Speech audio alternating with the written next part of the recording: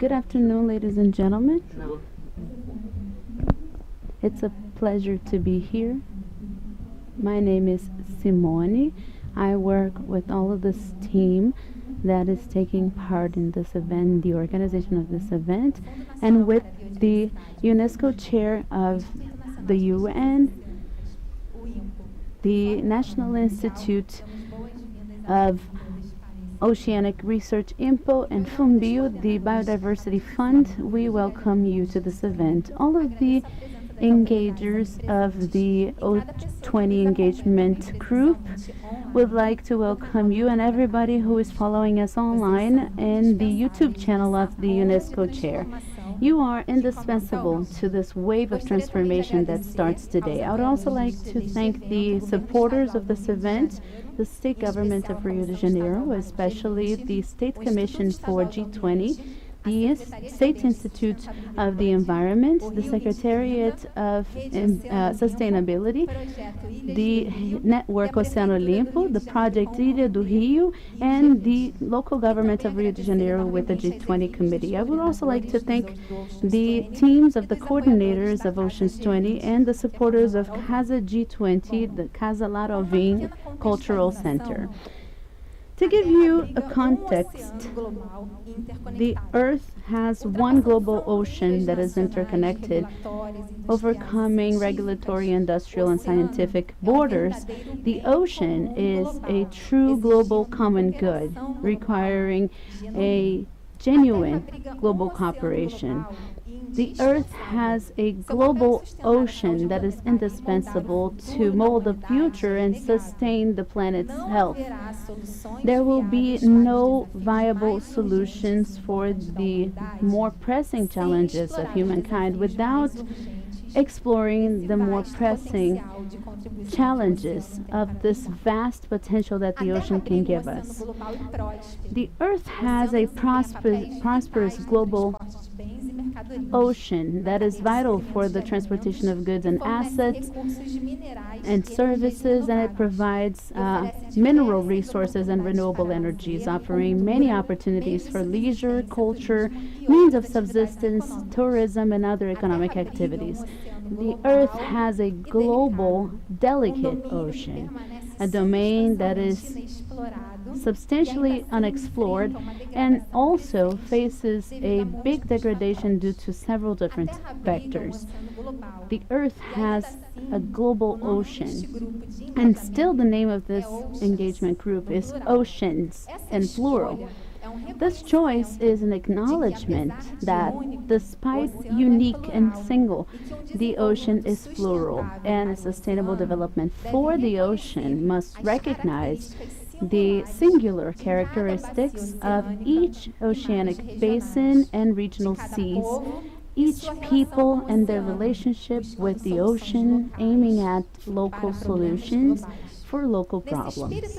In this spirit of plural oceans, we have a great satisfaction of starting today officially the work of the engagement group Oceans 20, an unprecedented group that aims at contributing to the Brazilian presidency of G20, giving rise to the several voices that speak for our ocean. And I would also like to take this chance to thank everyone who is here participating in this legacy and in this story. Thank you.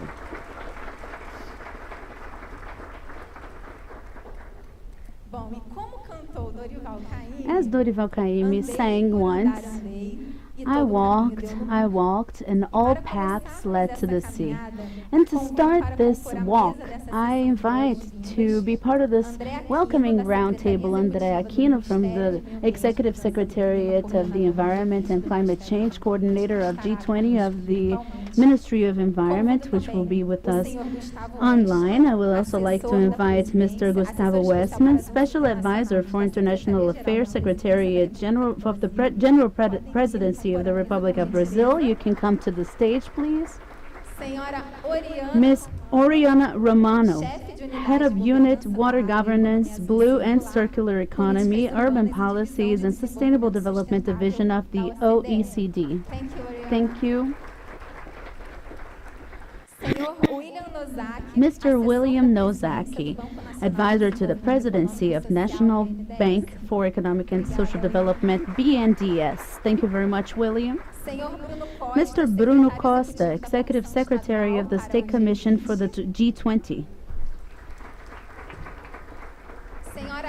Ms. Ana Asti, representative of the state of Rio de Janeiro and SEAS. And Mr. Lucas Padilha, Coordinator of International Relations and President of the G20 Committee at the Rio de Janeiro City Hall.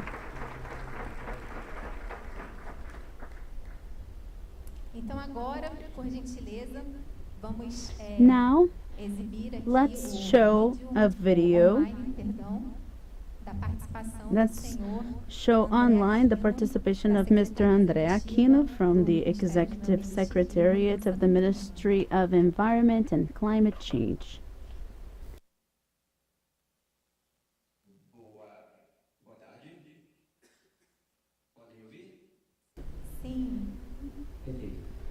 Good afternoon, can you hear me? Good afternoon, ladies and gentlemen. I bring here the most formidable greetings of Minister Marina Silva, who could not, unfortunately, be with us today. As the technical coordinator of G20, it is a great pleasure to speak with you in this first meeting of Oceans 20. One of the marks of President Lula's administration is the active participation of civil society in the public policies. As the president of G20 this year, the Brazilian government shares the dialogue with the civil society to build a more equal society. G20's presidency was chosen in the last summit, and it promised to increase the participation of the non-governmental entities in G20. Our colleague Gustavo is there. He can speak more about G20 Social. Meio Ambiente. And from the Ministry of Também Environment estamos organizando uma série de escutas com a sociedade civil. Meetings of the civil society. Só minuto, por favor. Just a minute, please.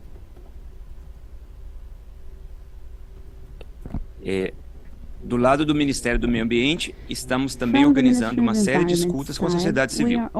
Na próxima segunda-feira, dia 25 de março, teremos uma reunião em Brasília, transmitida ao vivo, sobre o tema oceanos e outra sobre adaptação à emergência climática. Vocês estão todos convidados. O oceano nos une a todos. Acabamos de ouvir isso.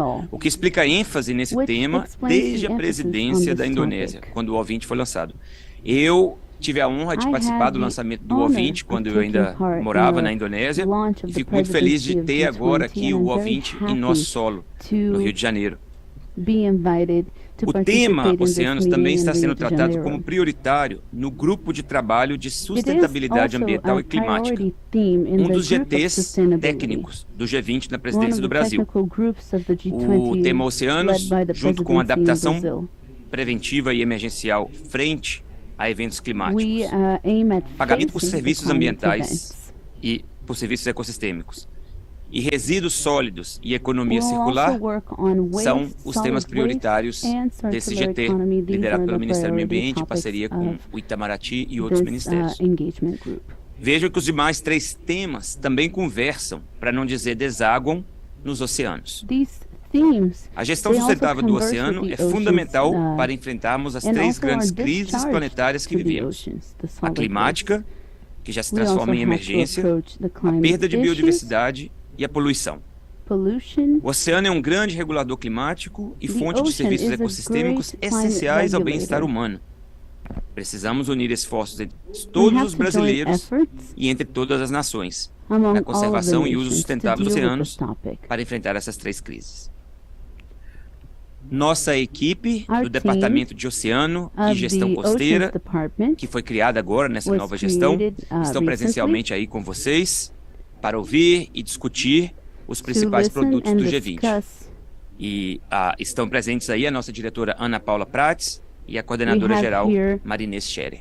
E mais uma vez, os insumos que nós vamos colher aí do ouvinte serão extremamente úteis para a nossa escuta com a sociedade civil na próxima semana e para as reuniões do nosso GT, que serão 12 e 13 de abril, também aqui em Brasília.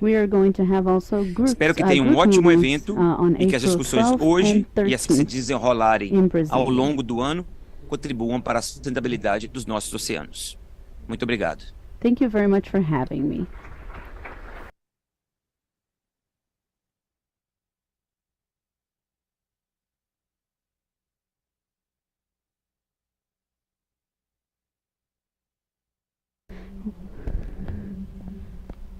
I would like now to invite Mr. Gustavo Westman. Good afternoon. Welcome, everyone. It's a great pleasure to be here.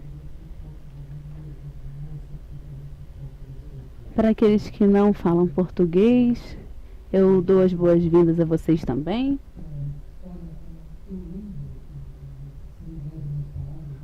I remember that we were discussing about the creation of this oceans group. We were actually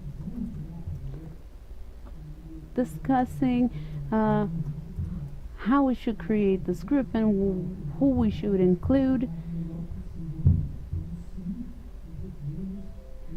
And now we know more than ever that we should take this group ahead, that we should discuss these issues, because this is really and truly a paramount issue.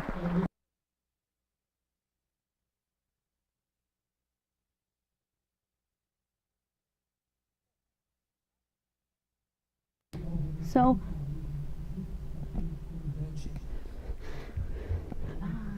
here we are in front of many people who know a lot about oceans, but what we know is that surely this is one of the most important agendas in the world today. And on the other hand, we also know how little people know about this agenda. Oceans cover more than 70% of the Earth's surface, but we know very little about the oceans. Of course, you know more than I do, but still, we still know very little. I think in a polarized world that we're living in, a world that is marked by conflicts, wars, unprecedented conflicts, and climate change, I'm sure that the oceans can give us a concrete answer to the challenges that we have. What we need to do is to give more space to this agenda, and this is what we're trying to do here during the Brazilian presidency of G20. Give more room to the oceans agenda. In the General Secretariat of the Presidency of Republic, we have the mission of coordinating and articulating what we are calling the social G20. The social G20 is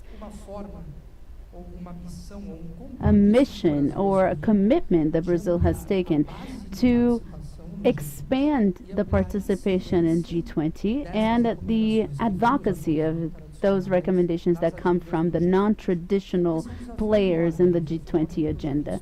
That is a great challenge because historically G20 is a very closed group.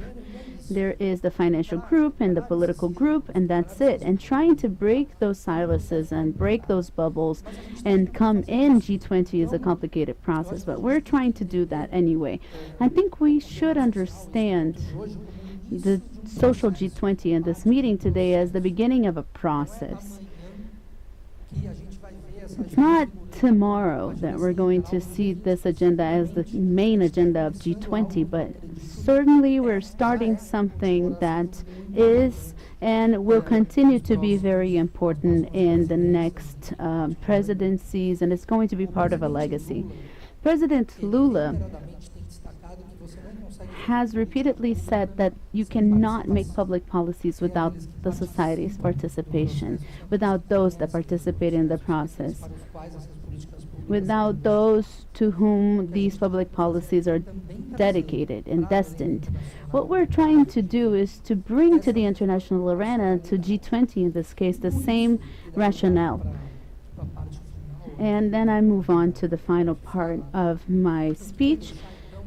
I would like to leave you with a few suggestions and recommendations for the work of Oceans 20 that is coming, considering that we in the Secretariat General are making this articulation, and what we have from here, what messages we have from here, are going to be taken to the G20 agenda. I imagine the amount of things that come to your minds to speak, because there are many people who really know about this topic that are joined here in this room. But President Lula was very clear, and he identified the priorities of the Brazilian presidency of G20. So stick to it. Stick to those priorities. How we can work on the oceans agenda to help fighting against poverty and reducing the inequalities in the world. How this can be part of our global presence.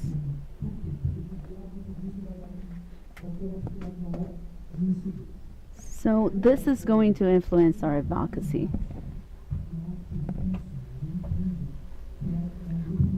I understand that this is a new topic, a relatively new topic.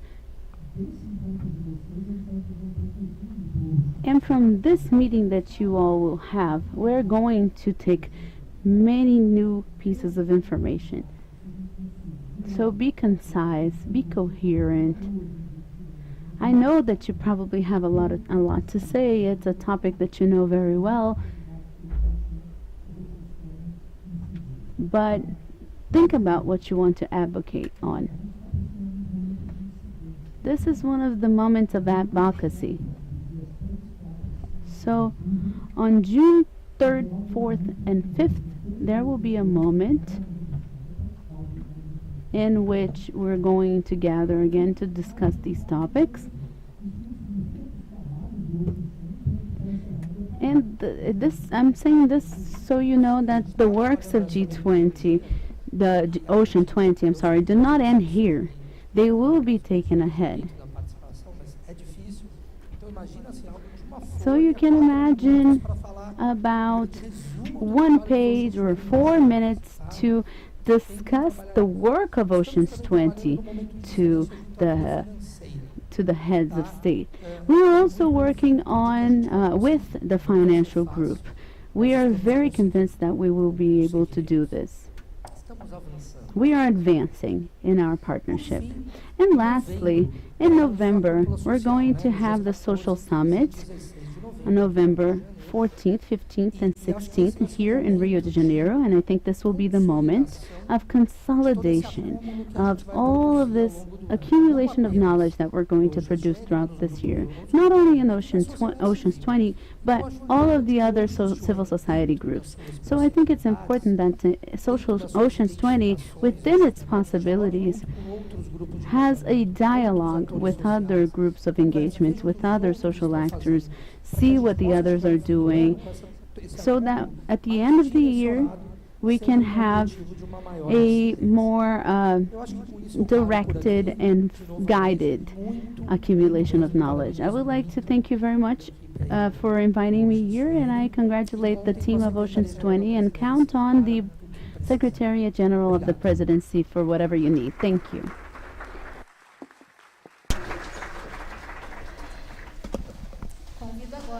Now I'm going to invite Ms. Oriana Romano.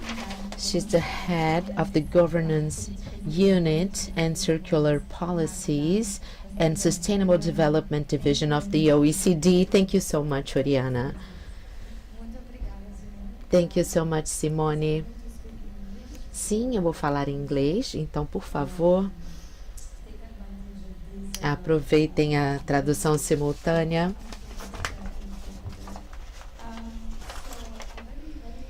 Então, estou muito contente por estar aqui. Muito obrigada pelo convite.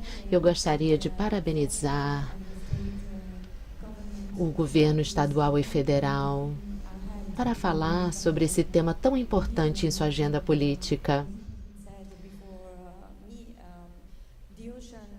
O oceano é There is a lot of consensus around the importance of these topics that links levels of government and que nos also levam para a several governança e policies, but there também is para a as lot várias to do políticas, mas há muito a se in fazer terms of working em together to termos de reach trabalharmos some juntos para objectives. alcançarmos os objetivos em So, comum. based on the work on the blue Baseado economy no that we trabalho da have economia been azul que carrying out at nós the OECD, what I realizamos would na like to do OCDE, o que eu gostaria de in a fazer few minutes is em really alguns to provide a few minutos, de fato, é suggestions fornecer algumas for this sugestões group to go para esse ahead. grupo seguir. There are a few months of work and I Há hope alguns that meses de our trabalho e eu experience espero que from nossa the OECD experiência as a da OCDE como uma organização believe intergovernamental em que acreditamos em compartilhar as informações e as boas práticas e o apoio e a ajuda a esse processo social tão importante para irmos além do trabalho governamental e de fato combinar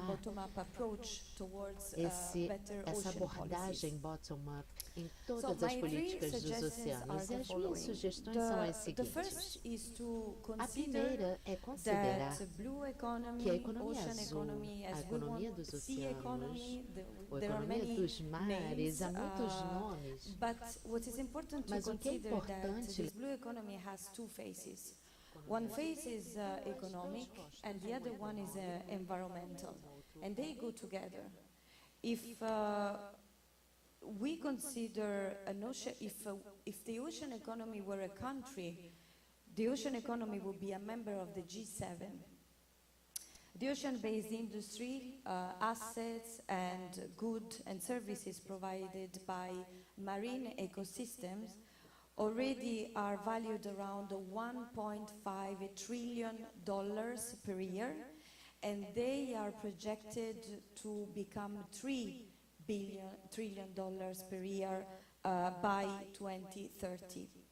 And at the same time, we have to consider that the blue economy is also an important source of carbon emission and pollution. For example, activities like tourism of coastal development generate waste and contamination, just to say the least.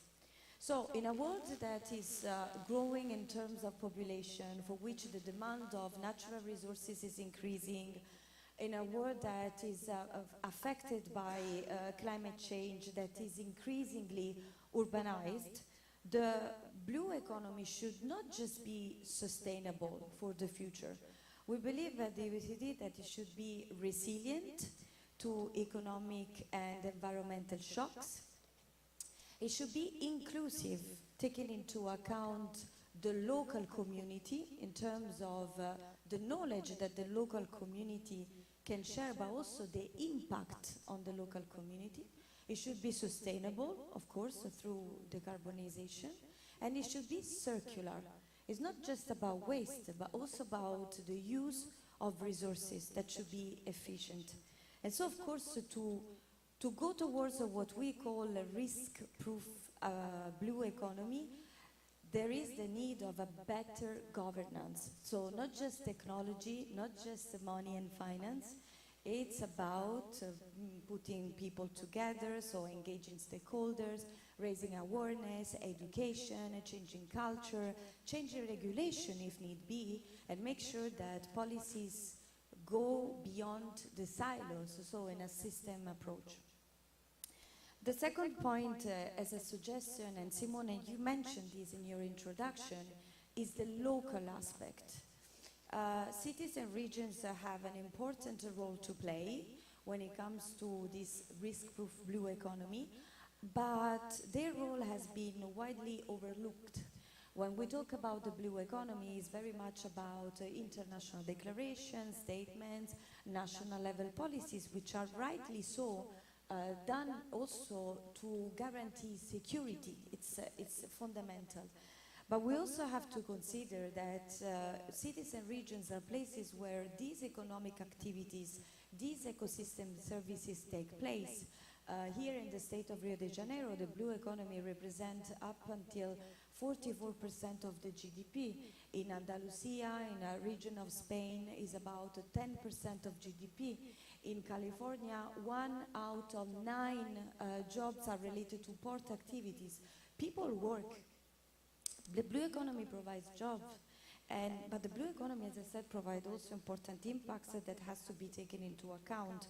We did a study across 80 cities and regions from all around the world, and for them, really, the issue is about generation of waste, plastics, which has to be tackled. And cities and regions, on average, subnational government, on average in OECD countries, they are responsible for 69% of climate-related investment. So there is a lot to do. There is a role for cities and regions. Last message is that this group could take into account is that there is no blue economy resilience without water resilience. The main threats to the blue economy are related to water. Our study at the OECD, which will be published in April 2024 at the UN Ocean Conference in Barcelona, Spain, shows that sea level rise and floods are the most important threats related to the blue economy. So this is very much understandable given that 90% of the climate-related impact manifest themselves in terms of floods, in terms of drought.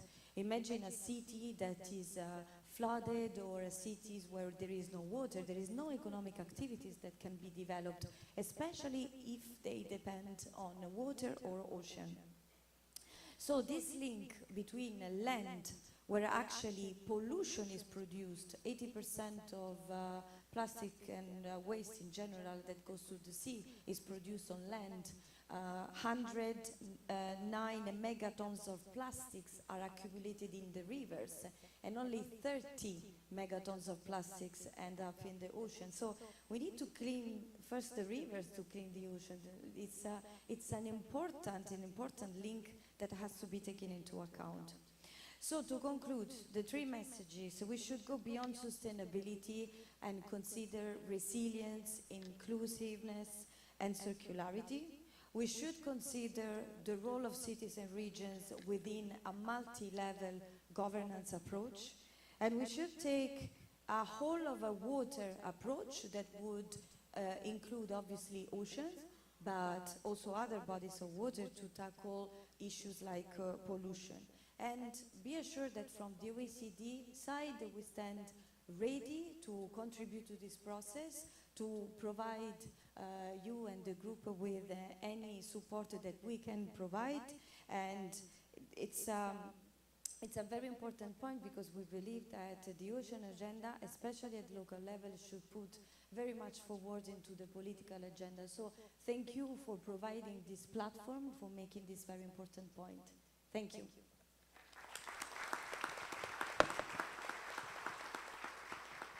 Thank you, Oriana. E agora, passando a palavra para o Sr. William Noaki, presidência do Banco Nacional. Boa tarde a todos e todas. Good afternoon. I would like to salute. I guess this is key for us to keep moving forward with this work, because we have so many challenges ahead of us. And I do believe that we need to be able to work, although we have so many climate changes going on. I am bringing you, the president of the BNDES is saluting everybody here, and we do hope that we can work together in a really good way, observing our agenda and the pathway that we have towards us with this challenge, and also with the help. We are offering our help here at the BNDES, and we hope we can work together. And from the point of view of developments, I just would like to highlight that we have around 500 institutions working together, and that answers to around 18 trillions of investments in terms of our global economy.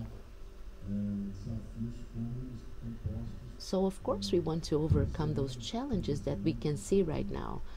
When we take a look into our oceans and our water, our water's bodies, and we know that we have to work together.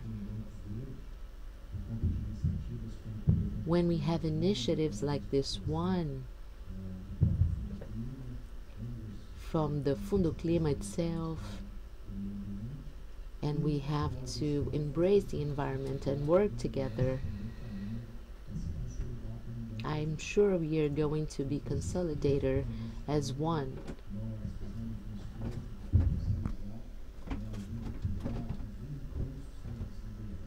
We need to take a look into everything that's happening right now.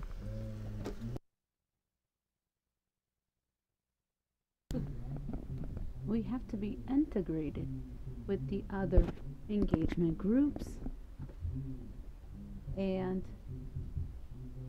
have the same perspectives towards climate change and water issues. BNDES has a portfolio today that includes blue economy, ocean economy. There's something around 22 billion that is invested towards this sort of economy. BNDES is very concerned. And that is why we are organizing some lines of investment that are specific to the ocean's economy. We are going to start a new cycle of investments soon, especially now after 2024. And we're going to build an agenda of dialogues. The bank today is working on spatial planning, territorial planning, and currently we have been working on events, conferences, seminars around this topic so that we can be more and more intense in our work of awareness raising.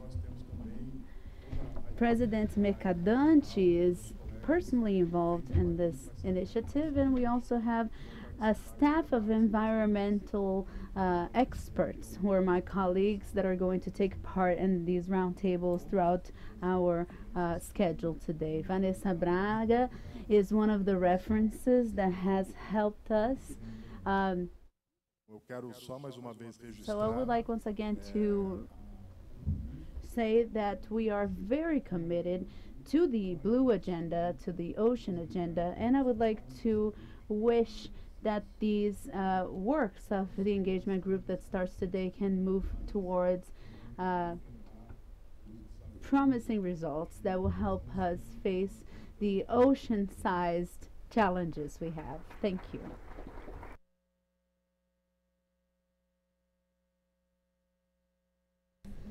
Now I'll pass the floor to Mr. Bruno Costa, Executive Secretary of the State Government for G20.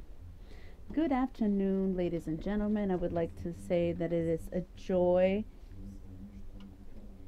to be here talking about ocean, and the ocean is right across the street from us. It is an inspiration for this debate. Having these agendas approached like this in a more comprehensive way, G20, as Bruno said, is a very closed-off group. As Gustavo said, is a very closed-off group. And the society does not understand what G20 is and does not understand how G20 can impact their lives. The federal government is dedicated to organizing this event that demands crazy logistics and the discussion with other countries, and I think the state and the municipality, the subnational entities can complement this discussion, bringing this big global agendas to the lives of the citizens.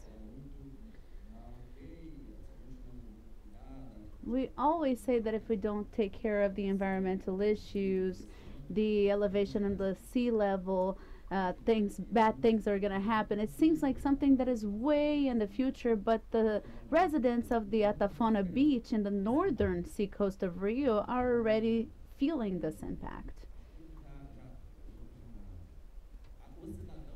The citizens already suffer the impact of a bigger discussion that will affect their lives, and they may not even know it. What Oriana also mentioned, the blue economy, like the oceans, the seas, they are very important, and they should be connected to the lives of the population. If people work in the Navy or works in shipyards, as you said, the Guanabara Bay is full of shipyards.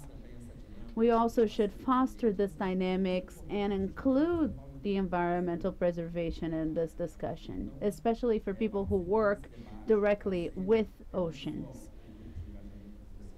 We bring not only the engagement group of the oceans, but all of the other engagement groups to this G20 house that the state government established here in the Laura Alvim Cultural Center to develop discussions that are connected with G20, not only in the engagement groups, but from the government and other partners that may want to take part in this event, contributing somehow to this discussion. This house is open to all of you, and I would like to wish you success and a great discussion and great contributions. Thank you.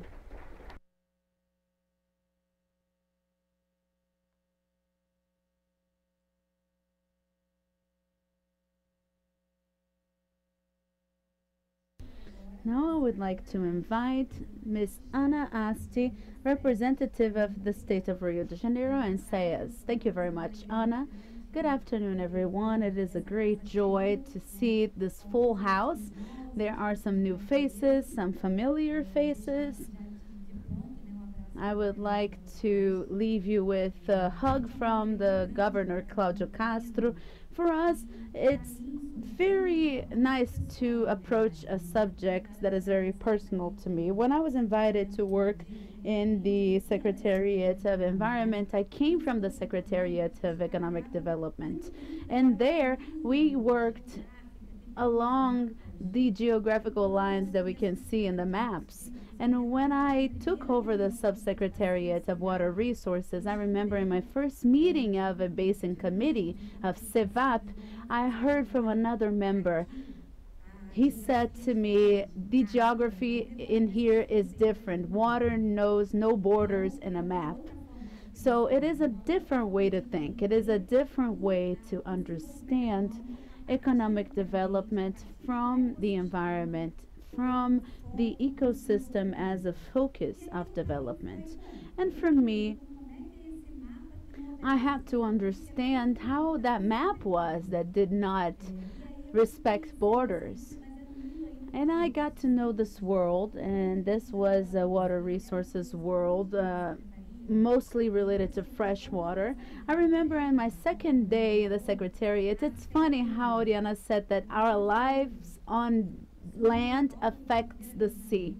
I remember that I flown on a helicopter in the Guandu region that provides 13 million people with fresh water in our metropolis, and I could see the pollution that was going downstream from the Queimados River. It was a black water, and I saw that water reaching the lagoon and SEDAI, the sewage and water company, capturing that water. And I could see, when I saw that scene, the size of our mission. When you feel it, you are able to elaborate the transformation process that has to happen and how challenging this transformation process is. When I got home, my son was 4 years old at the time, and he asked me for a glass of water. And I went to the filter in my kitchen and I offered him the water, and I saw a transparent fresh water in the glass, and I said, what a miracle. That water is turning into this water that supplies 13 million people. That's how I understood that all of the pollution that leaves the land reaches the sea somehow. And we are talking about a completely integrated ecosystem of salt water, seawater, and fresh water. For us to talk about oceans, we have to approach this fundamental topic, which is the connection between these two ecosystems. Here in the state of Rio de Janeiro, we have 80% of the population living along the sea coast between ocean water and fresh water, and we have a great jewel, which is the Guanabara Bay, which is the encounter of these two waters. I think we should approach the ocean with this understanding that there is this exchange between fresh water and ocean water. And my biggest concern with the ocean happened when we went to the Conference of the Oceans in Lisbon, and that's when I had the privilege of seeing a map that changed my life. It's a map where you can see the planet Earth in a different position from the perspective of a single ocean. It's a map that shows a single ocean. And for me, those borders disappeared again, and I understood that we are talking about a single ocean. I think I'm very visual, so this map was the biggest transformation that I had. Now I understand this challenge of understanding a single ocean and a single body of water that connects ocean water and fresh water.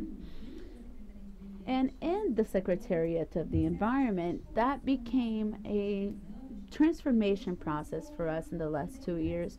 We started looking at this coastal area and the ocean water. So we started a project called Blue Rio, which is an innovation project for blue economy. It's a project that we developed in partnership with Beta E from Portugal, a company that is specialized in innovation, but with focus on open and shared innovation.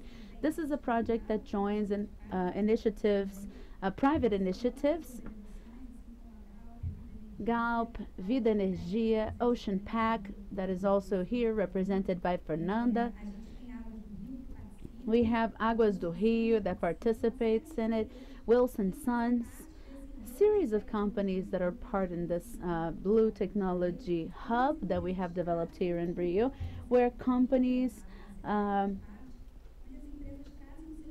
bring their challenges, and from those challenges we search for solutions that were previously applied in other places of the world. Now we're going on to Blue Rio 2, which will increase the verticals and the participation process.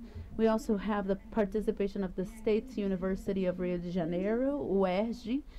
Here in Rio, we have a great concentration of intellectual capital, not only in the state, but in the country as a whole. So our projects are aligned with the work of the academia. The University of São Paulo also is making a great contribution to the state of Rio. I have the button here of the project Oceano Limpo, Clean Ocean. We have the Rural University of Rio, copy from the Federal University of Rio. We have another project called Guanabara Azul, Blue Guanabara, which is an integrated management center of the Guanabara Bay. It's a very important platform that was developed by the Federal University of Rio, and the program of Blue Economy Management of the state of Rio de Janeiro, which is the development of all that we have been discussing. Oriana with OECD are the main partners that we have in this process.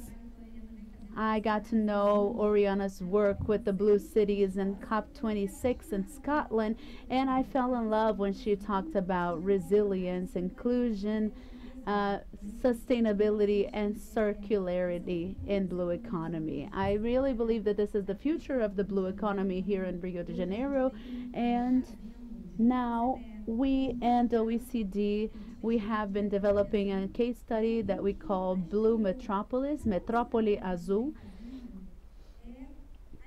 And this whole work shows the importance that the concession on sanitation had for Rio de Janeiro. We have almost 2 years of concessions.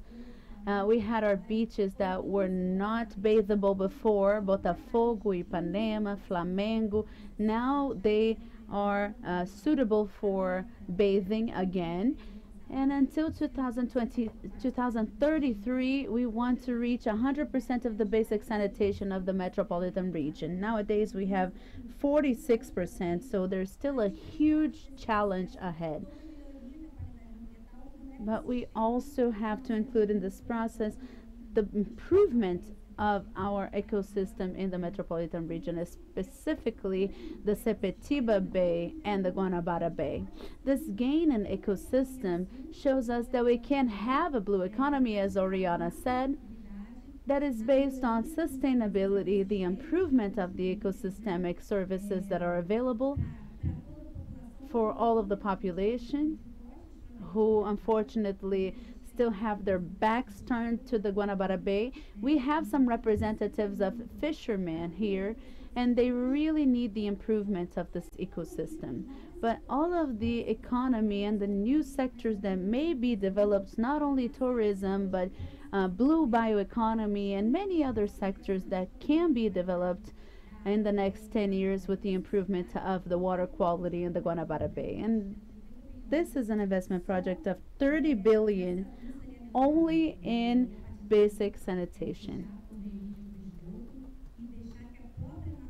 And after that, we should let the Guanabara Bay renew itself, because it renews itself every 17 days. We have to help the ecosystem so that it resumes its power and its possibility of generating this economic sustainable development for all of us. I hope Rio de Janeiro is a project that shows that it is possible to take this turn. Thank you. Thank you, Ana. Now I'm going to pass the floor to Mr. Lucas Padilha, Coordinator of International Relations and President of the G20 Committee at the Rio de Janeiro City Hall. Thank you so much, Simone. I would like to salute everybody here in the name of Ana, Asti, and Simone. For two reasons, without Rio de Janeiro's government, this meeting would not be happening. I would like to thank you, Bruno, and everybody who's leading this ocean agenda of water in the state of Rio with a lot of generosity regarding all the cities for so many years now. Thank you so much, Ana. I would like also to thank Simone. Simone is a scientist. She's a postdoctor in ocean biology, and she also loves public policy. So although she's talking about the direct policies, this is a challenge for everybody because the priorities are also different. So what about the G20? What is this ship or something like that that lands here in Rio because they are all coming here? So I guess that's the question for us from Rio. And I am a new Carioca. I am a person who is born in Rio. I did the same choice of living in here. What is the impact that we are going to have here in this city with 32 events that were brought here by a clear strategy about a direct leadership of the national government? I would like to thank everybody present here because there's a patriotic effort. Brazil is important to the world, and the world is important to Brazil. Without the civil society, this relationship won't work. So the Brazilian diplomacy represented with this generous vision. So thank you so much, Gustavo. So why Ocean 20 is important? This is a part of a bigger strategy that the legacy of the G20 to Brazil and to Rio, this should be a modernization legacy of our civil society. So it is important that everybody here, from the academia, from business, from the development banks, from the local governments, all of us, we need to have the sensibility to work together to understand the challenges that we don't have answers right now. The three priorities of the G20 are going to meet with the oceans agenda. This is why we have this meeting here in Rio. We have to work on reducing inequalities. We have to take a look into the ocean like an actor and a role, an active role. It is impossible to discuss sustainable development and ecological transitions. That's another priority of Brazil on G20 without the oceans. Again, as an actor and as a stage, is it possible to discuss global governances without the oceans? So these are the three main priorities. This is the structure that our President Lula thought about. It shows clearly this knowledge, the priorities here in Brazil for the G20. We need to make these meetings official. It has everything to do with the possibilities created by the social G20. This is why Rio is the best place for it to take place. This wouldn't be happening without the leadership of the Mayor Eduardo Paes, that understood for a long time ago that the legacy of G20 would be a legacy mainly intellectual. Brazil needs to learn how to sit at the table with the big ones, with its sovereignty, with its pride, but without talking to itself. It is really important for us to take a look at Rio and the state of Rio and Brazil, but the G20 is not about us. G20 is a community of 20 countries. So this is why I would like to salute all the representatives from around the world that brings us the contributions and the international bodies. This internationalization of Brazil is not easy. Our anxiety of developing country is very big. So the G20 that unites the rich ones, the developed ones, and the countries that are facing those climate challenges, and this represents the engine of the world economy, the countries that are responsible for the success or failure of geopolicies and peace. This group is here because we don't want it to be just a Brazilian ocean. We want to have a global look at it, and we know that we want to be humble and learn to sit at the table with the big ones. Thank you so much, everybody here. Welcome to Rio, the capital of G20.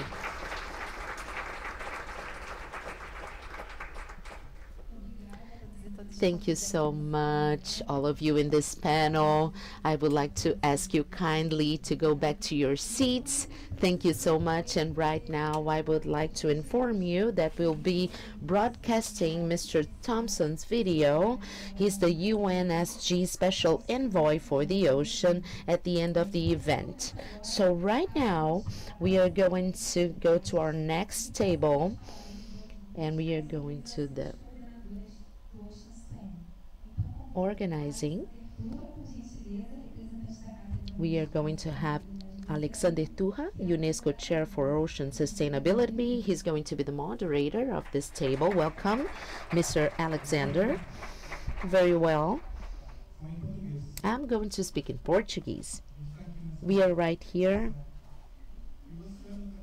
We are right here, and the ocean is here. This is something marvelous. Take a look at this. I think there was a will, an important will, a suppressed will, for us to effectively have this subject in the agenda. And as you just saw, it is now part of the international agenda, in the state's agenda, in the city's agenda.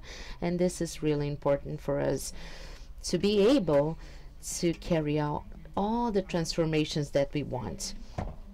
And this is not going to happen from night to day, because we have institutions that want to be responsible. As I would say here in soccer terms, we ask for the ball and they give us the ball to play. So I wanted you to understand the expectations of the Oceans 20 expectations.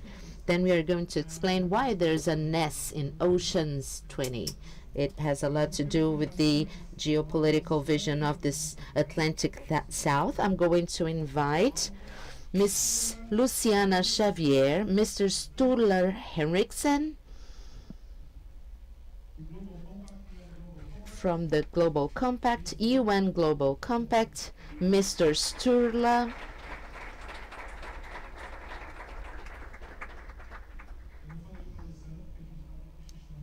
I was talking to Luciana, that's why I didn't mention her position. Then we have Mr. Rodrigo Faveta, CFO from the UN Global Compact Brazil. Mr. Sejan Stefan, the CEO of the National Institute of Ocean Research.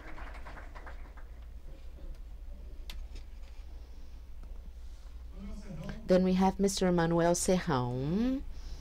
He's the superintendent of the Brazilian Fund for Biodiversity, FUNBIO. And here online with us, if you can check with me that everything is right, yeah. Ms. Jim Huayneo, Managing Director from the World Economic Forum. I can listen to myself.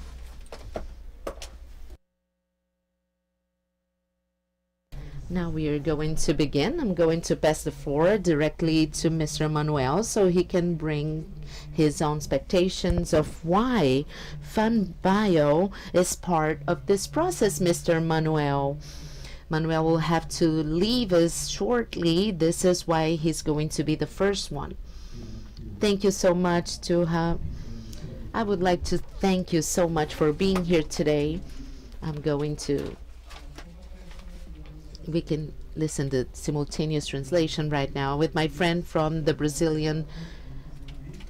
I'm a former carioca. I've been living for a month now in Rio, and I lost the meaning of heat. I've never seen something like this, such a hot weather. But it is a pleasure to be here with you. So FUNBIO is an institution for 20 years now in Brazil. And Brazil has advanced a lot in terms of financing, particularly with the Earth Agenda, the Forest Agenda. But now we face a challenge with financing oceans in Brazil. The Oceans Agenda is very complex, is very diverse, and it needs different mechanisms, not only from different sources of resources, but financial vehicles, so that we can comply with the challenges of this agenda.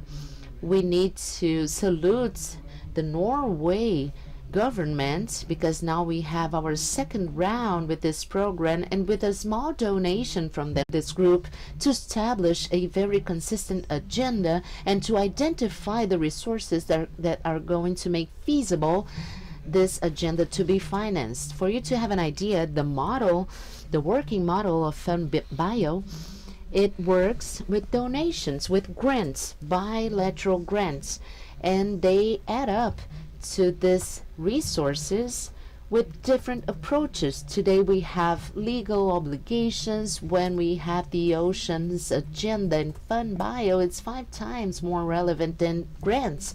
We have something around $150 million with Brazilian obligations, and the same thing with $50 million of international grants. So this is what we want to do. We want to identify those opportunities. We want to be ready and prepared to manage those resources in a very transparent way with accountability. So this is the big message. Thank you so much. Thank you, Manuel. This capability of FUNBIO to make it feasible is key, and we can see this happening here in this event. So thank you so much, FUNBIO, while making this event possible, bringing a very systemic vision of this transition that dialogues with BNDES and other institutions that we have here. So thank you so much, Manuel. Please feel free to go to your other meeting. Thank you. This is what friends do. We feel really comfortable to tell him that. So now I'm going to pass the floor to the Managing Director of the World Economic Forum, Ms. Jim Huai Neo. She's online here with us. Thank you so much, Ms. Jim Huai Neo.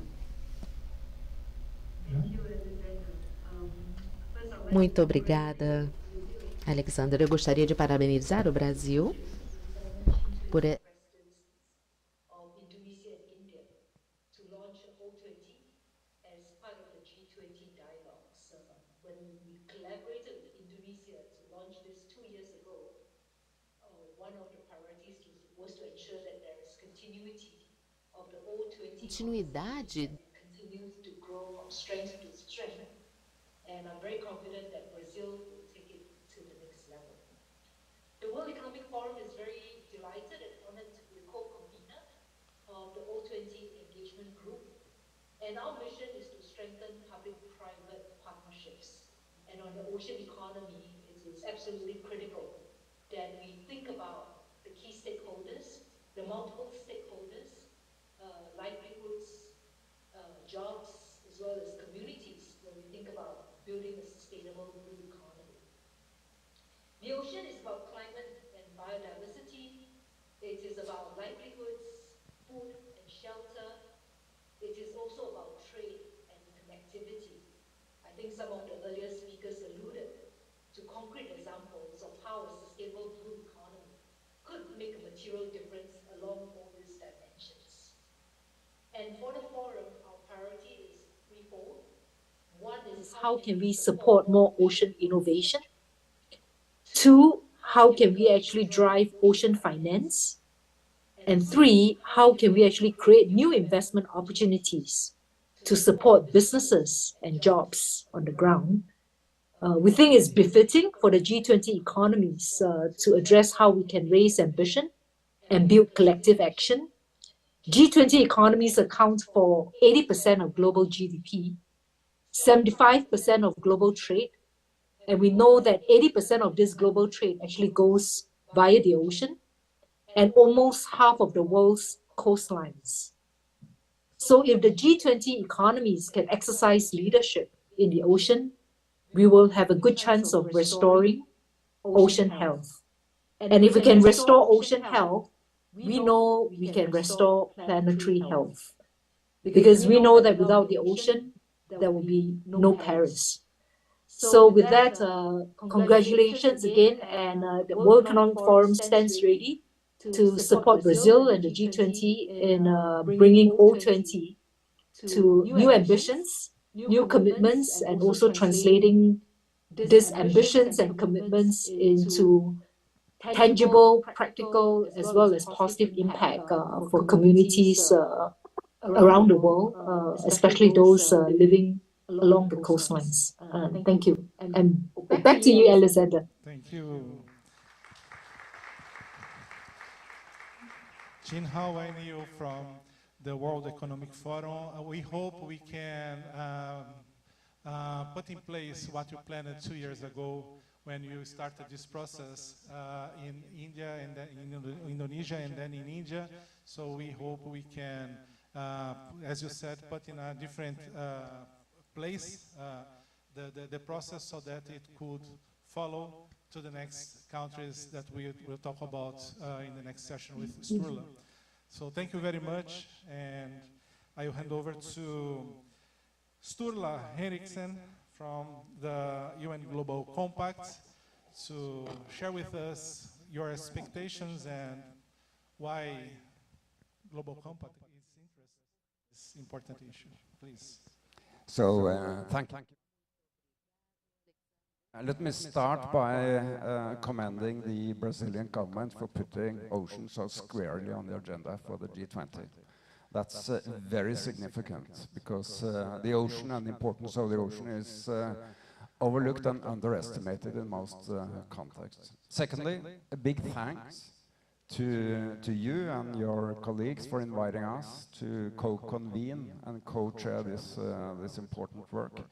For those of you who are not that familiar with the UN Global Compact, it's the world's largest corporate sustainability initiative. It has a membership of 25,000 companies, 700 people and 70 local networks all around the world. It's chaired by, it's anchored at the very top of the UN system. It's chaired by the Secretary General, Antonio Guterres, and our Executive Director, Sandor Jambo, is also been appointed Assistant Secretary General of the UN, which speaks to the importance of the work that the UN Global Compact is doing. And it's very, I think it's very nice to be here in Rio, and for all good reasons, but also because the local network, a UNGC local network in Brazil, is actually the largest of all the 70 networks around the world. So a big hand to Brazil for that.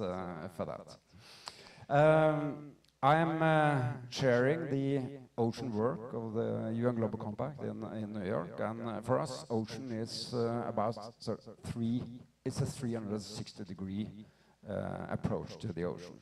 It's the ocean as a physical body of water. It's the ocean as the largest biosphere on the planet. It's the ocean as a space for industrial, economic, and commercial development. And finally, it's also the ocean as a space for international cooperation, collaboration, and geopolitical rivalries. And I think that it's very hard to envisage that the priorities of the G20 under Brazil's chairmanship, and Gustavo Westman alluded to this in his intervention previously. Be crisp, be consistent, be clear about your recommendations to the chairmanship. And I think that for all the three main priorities of Brazil, combating power, hunger, and inequalities, advancing sustainable development, and also reforming and adapting the global governance systems, all of these are intrinsically interlinked to the ocean. It's very hard to see how you can combat poverty, how you can achieve sustainable development without the ocean. And it's obvious that the ocean, as our largest global common, covering most of the planet, we cannot deal with the ocean issues without a system of global governance which is fair and adequate. And I think that for us, your people, Brazil, you have all the competences in the world, all you need to drive this process forward. But I think that what we can contribute to this process, and our hope and ambition is, one, a holistic approach to the ocean. Because the ocean is, it was alluded to by Oriana from OECD, it's about development, but it's also about protection and sustainability. So this is a real equation of the ocean. This is a real challenge that we have to deal with. One, we have to protect, preserve, restore, and conserve the ocean space. We need the marine life. It's sick and dying in many areas. But at the same time, and this is a real challenge, we have to tap from the vast potential of the ocean to contribute to sustainable food, energy production, transportation. Imagine, without shipping, Brazil would be sort of like an island cut off from the rest of the world. So all of these areas, we need to develop ocean industries. And this is also coming now to the realization of many people. And we heard from OECD that the expectation is that the blue economy is to grow to double by 2030. And it would have been, if it was a country, it would have been a G7 member. So this is extremely significant, but it's also significant in the sense that this is key to sustainability. Because by doing it right, producing from the ocean, we can produce with less emissions to air, lighter environmental footprints, and less risks of disruptions caused by extreme weather events. So This is also a matter of making the economies more resilient. The second aspect that I hope that we can contribute is, of course, tapping from the 25,000 plus companies being members of UN Global Compact from all over the world, their insights, their investments, their innovations, their capacity and competence to contribute. Because there will be no way that we can achieve these ambitious agendas without the full and committed participation of the business community. And one aspect of that is, of course, the finance sector. We need to mainstream the finance sector to contribute to this. We cannot rely on philanthropy or small portions of development aid. It's insignificant in the large picture. To move the needle, we need the main financial markets to do the right thing. They have to allocate money to the right side of history. And just to give you one example, in shipping, carrying 80% of all goods in the world, 80% of all the assets that will be impacted by the green shift are owned by companies. So without the companies, this won't happen. And this is, so the holistic contribution and the bringing in business, I think are two of the main aspects that we would like to see. And on a final note, I think what is sort of a step change in this work, and where Brazil is now paving the way, is that, and we'll revert to this a bit later in a session, it is that ocean is not sort of a one-off event on the G20 agenda. Yes. Now, the ambition, if I understand it correctly, and it's our ambition as well, is to have ocean firmly and formally on the agenda for the G20 going forward. Because we need that consistency, we need that focus, we need that dedication and commitment to the ocean for this to work. Thank you. Thank you, Sturla. That's why we have a civil society engagement group to bring together all these stakeholders, including the private sector, which is so important for changing things in the future. So I will hand over to Rodrigo Faveta. Rodrigo Faveta is the CFO of the UN Global Compact Brazil, which is working together with Sturla in this process. So, go ahead. The floor is yours. Obrigado, Turra. Boa tarde a todos, convidados, palestrantes. É um prazer e uma honra enorme estar aqui representando o Pacto Global da ONU. Eu estou muito feliz de estar aqui, acho que por duas razões principais. A primeira é por representar o Pacto, né, sendo um conconvenier aqui da realização aqui desse evento, dessa grande iniciativa, e também para discutir o tema oceano, que por vezes, até como o Sturla colocou, é um tema pouco abordado ou abordado não com a intensidade, o detalhe, a profundidade que merece, dado o papel and intensity it needs because of the role that the ocean plays in the worldwide economy and how it permeates social issues all over the world. The UN Global Compact has a platform dedicated to the study, analysis, and research to the mobilization of the Brazilian corporate sector, the platform of water and oceans. And speaking specifically about oceans, we have two initiatives dedicated to the topic that I would like to highlight here. The Blue Keepers. Blue Keepers is a project that is now 3 years old, that aims at removing the garbage, the waste from the ocean, catalog this waste, research what kind of waste that is, what kind of materials it has, and what companies are contributing for this waste to end up in the ocean.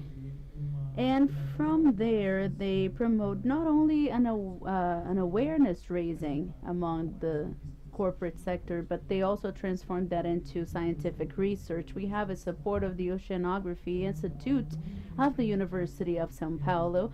This is a very interesting work that has been developed for over 3 years. These are initiatives that are conducted in hundreds of beaches all over the Brazilian seacoast, and in April this year we're going to have a release of research results of the Blue Keeper that will be available in the Brazilian Network UN Global Compact website.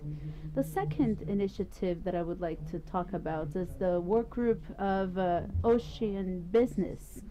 Here in Brazil, we have a work group with 65 companies to discuss the topic of blue economy, ocean economy, financial instruments, and how this topic permeates some social topics of Brazil that are so relevant and important. I would just like to thank you for the opportunity to discuss this topic that is so important. Thank you very much, Dura.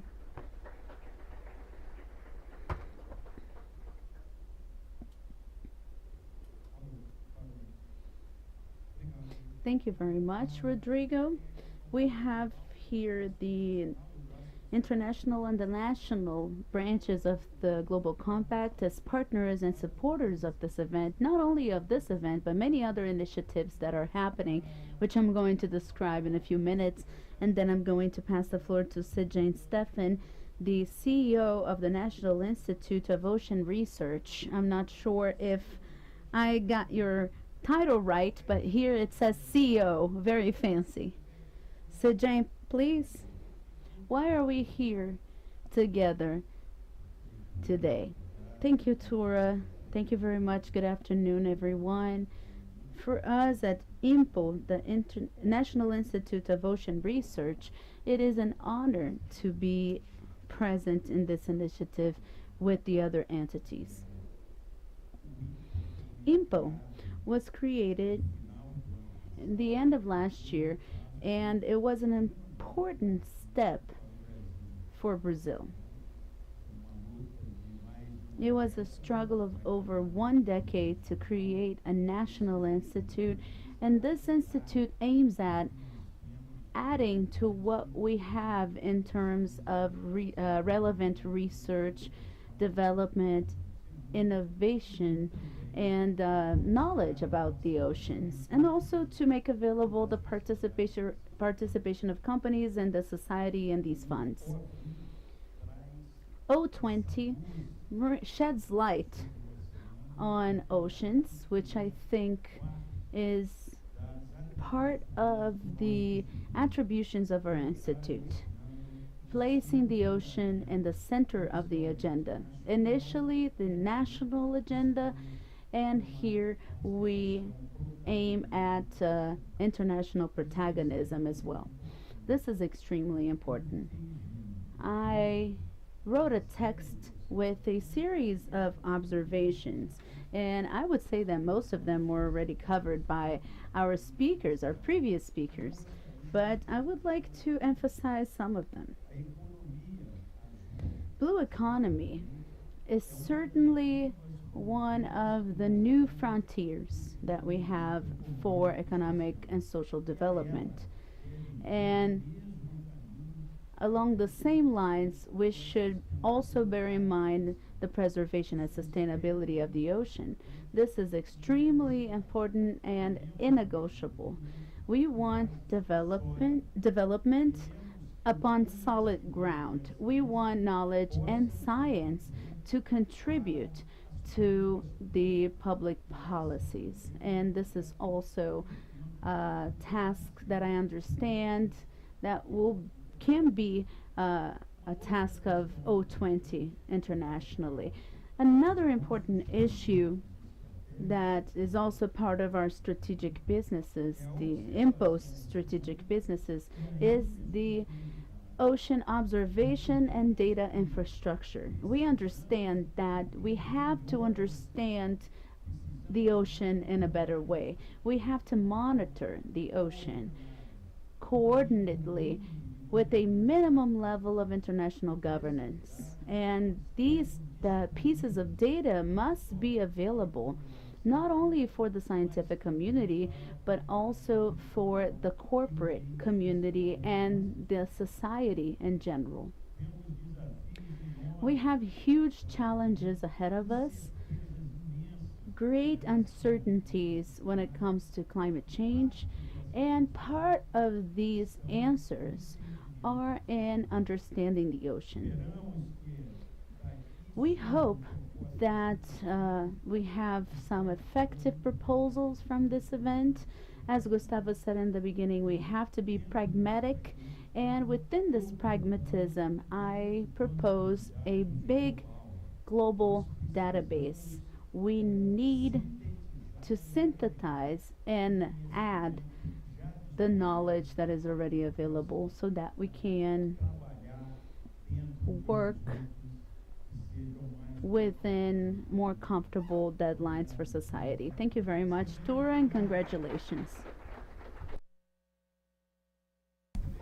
You can notice that here we are being a little formal because we're among friends and partners in a process that has to be lighthearted. This is something that we have been passionately seeking. So being among friends is the best of both worlds. And having said that, I would like to pass the floor to Luciana Xavier.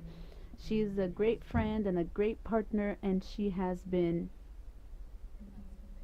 They cut you off. We're speaking too much. I was emotional here.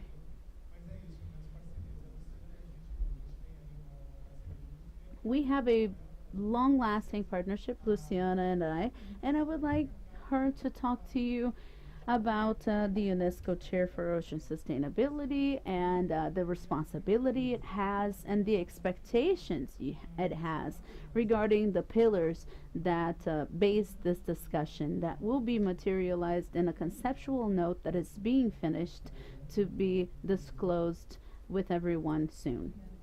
Thank you very much, Tura.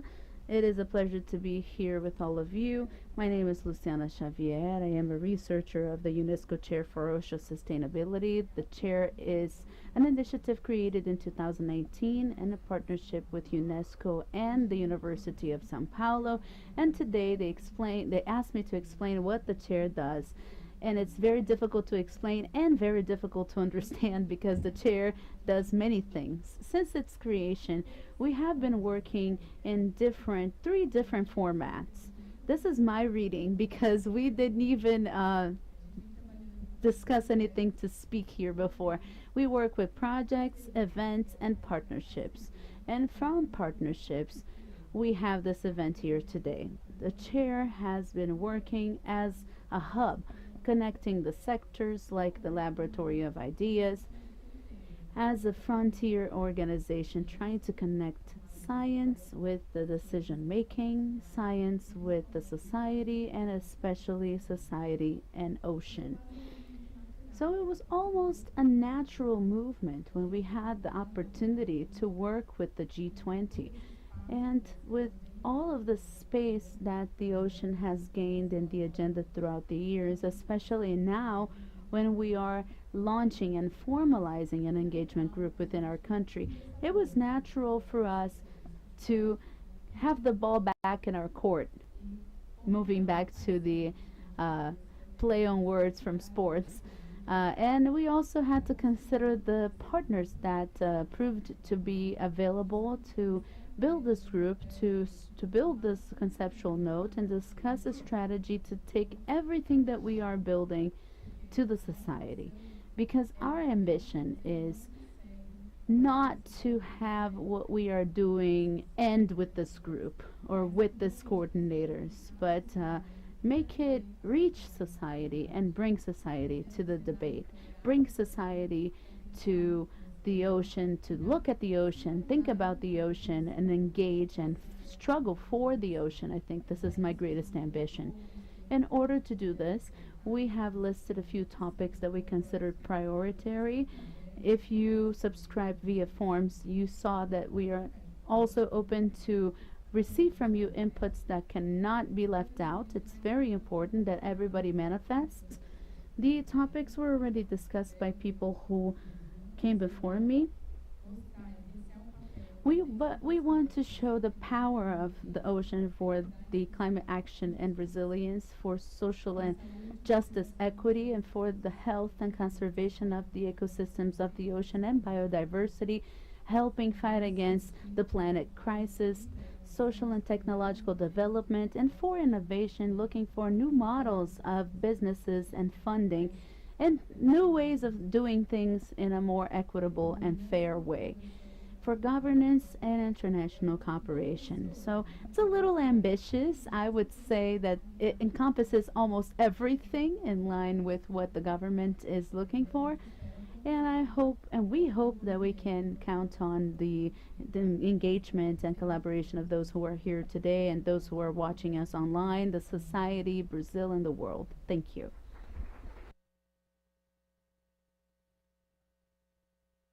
Thank you, Luciana. Having said that, we have a very important scenario ahead of us. I'm going to finish this roundtable by saying this. We are thinking about the event, and we're thinking about the process.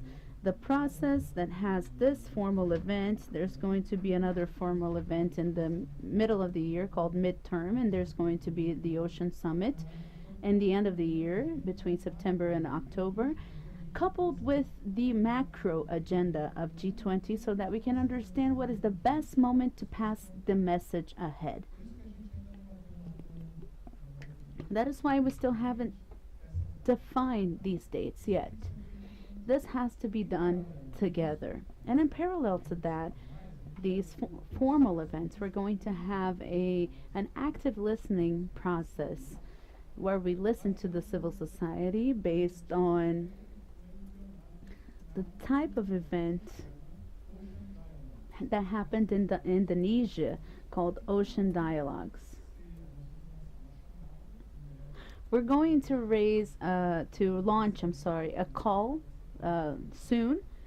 We are launching it now, but it's going to be available soon, where the corporations can make proposals and organize events to discuss topics and bring contributions to this process that we're going to organize and systematize the information for.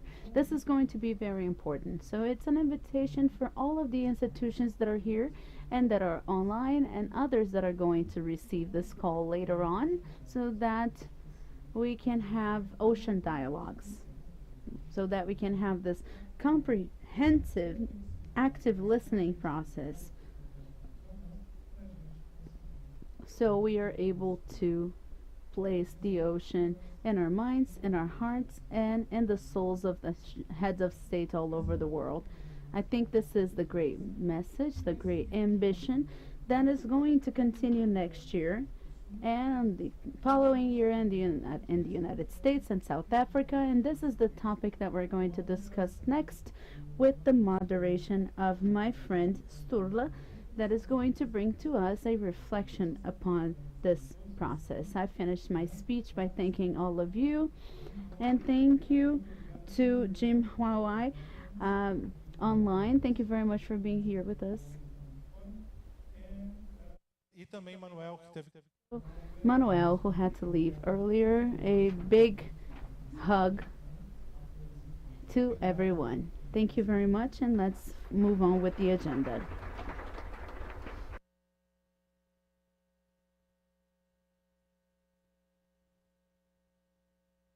This is the maximum that the air conditioning goes.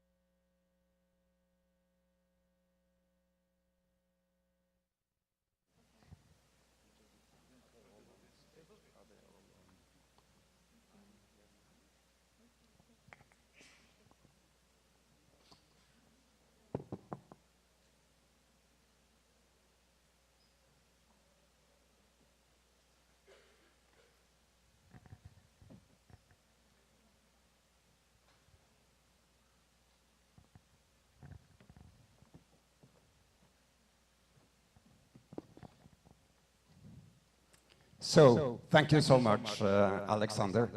I hope you excuse that I threw my jacket, because it's so baking hot in Rio.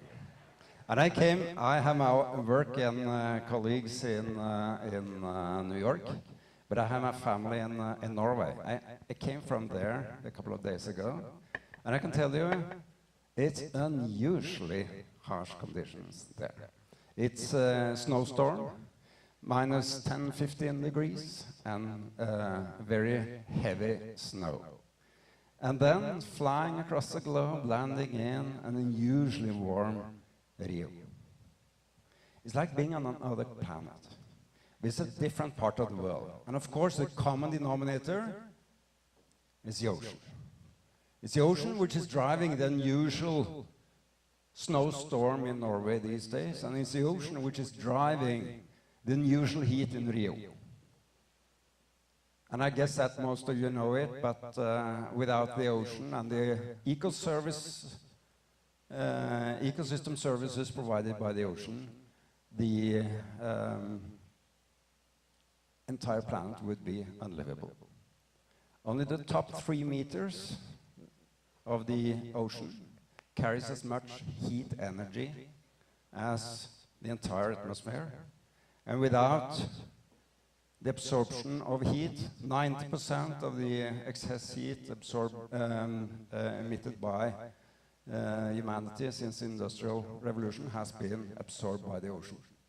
Without that ecosystem service, we would be talking about atmospheric temperatures in the range of 30 degrees higher than today. So think about that. Now, in this session, we are to address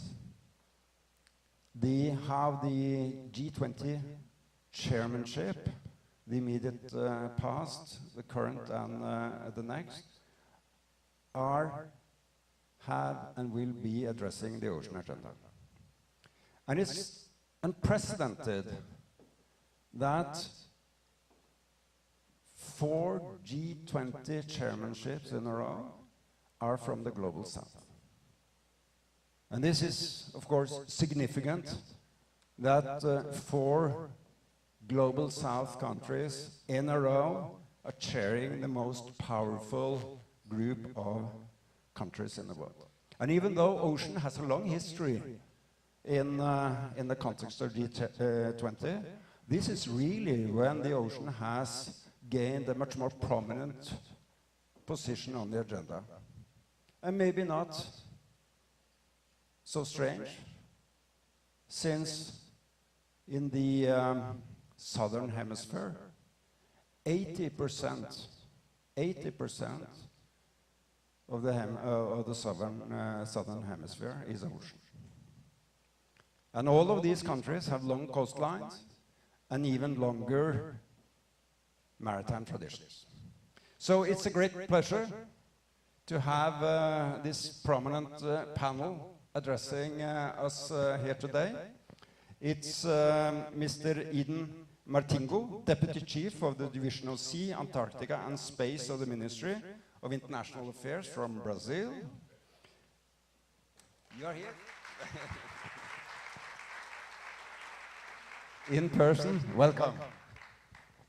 We have online Mr. Firman Hidayat, Deputy Minister for Maritime Resources of the Coordination Ministry of Maritime Affairs and Investment of Indonesia, on behalf of the Minister Luhut Binsar Panjaitan. Welcome. We have from India Mr. Surai Yadhav, First Secretary and Coordinator for G20 of India, online. Welcome. We have Mr. Sibu Mangu Geape, Counselor Political of the South African Embassy in Brazil, online. And we have, last but not least, Ms. Jennifer Becker, Deputy Director at the Office of Ocean and Polar Affairs, Bureau of Oceans and International Environmental and Scientific Affairs of the US government, online. Thank you so much for attending. And a particular thanks to our friends joining from Asia. I know that it's late in the evening and even night at your part of the world, so thank you so much for joining us either way. But I would like to start with you, being in warm and the warm and wonderful host city of Rio. It would be great to start with you, Eden. Sharing some reflections with us about the importance of the ocean and also the importance of the BBNJ agreement. And for those who are not familiar with these abbreviations, it's the Convention on the Biodiversity Beyond National Jurisdictions, which Brazil signed just recently. So congrats on that. What is the importance of the BBNJ and how can these objectives be promoted? And then I'll have a brief follow-up question to you later. Please. Muito obrigado, Henrique. Parabenizar também aos... I'd like to congratulate all dear organizers. Thank you so much for the invitation and the opportunity to be here today. The agreement about biodiversity conservation that goes beyond the BBJ is an agreement that was signed in the past. Brazil was a big supporter in this process, and it came against many expectations to resume international negotiations after a long time, and in a moment of a big crisis, planetary crisis, climate crisis, biodiversity crisis, and I think it was an answer from the international community. So the agreement is essential to be able to execute those objectives. Like it was told here, the oceans of around the world are interconnected. When we think about oceans in plural, we understand that although we have this physical connection between them, they are a political environment and legal environments. And they are also very diverse. Here in the South Atlantic, we have particularly the Peace and Recovery Zone for the South Atlantic, and I think this distinguishes us, and it's an example for the entire world, where we establish another discussion with a free zone, free of mass destruction weapons, and this supports not only the prevention of conflicts, but also peace and sustainability and conservation of marine resources. The BNJ is dedicated to regulate the market. The marine biodiversity exploitation resources, right now, it is not very clear how big is this possible industry, but it is clear that it's going to be very meaningful in the future because it approaches many different subjects in this area, including genetical resources. This is really important also for the industry, and that's it. We think it's key because it regulates, it ordains, organizes these activities, and also the conservation of biodiversity. And this goes beyond national jurisdictions and how it is communicating around the world beyond this physical connection. It was a big victory and very meaningful. So the first challenge is for it to launch after its signature. This is one of the main goals of the presidency, the Brazilian presidency, one of the priorities of the subject oceans, to promote the ratification and afterwards the implementation. We also want to be able to bring its implementation, the means, So we have a chapter about technology sharing. I think it is really important for the South Global countries, like you talked about. We are 4 consecutive chairs for the G20 for the Global South, so you know how important this subject is for us. And it goes beyond the financing issue. This is something that we need to tackle to implement this the best way possible. So these would be my first reflections. Thank you so much. Muito obrigado, Dr. Martingo.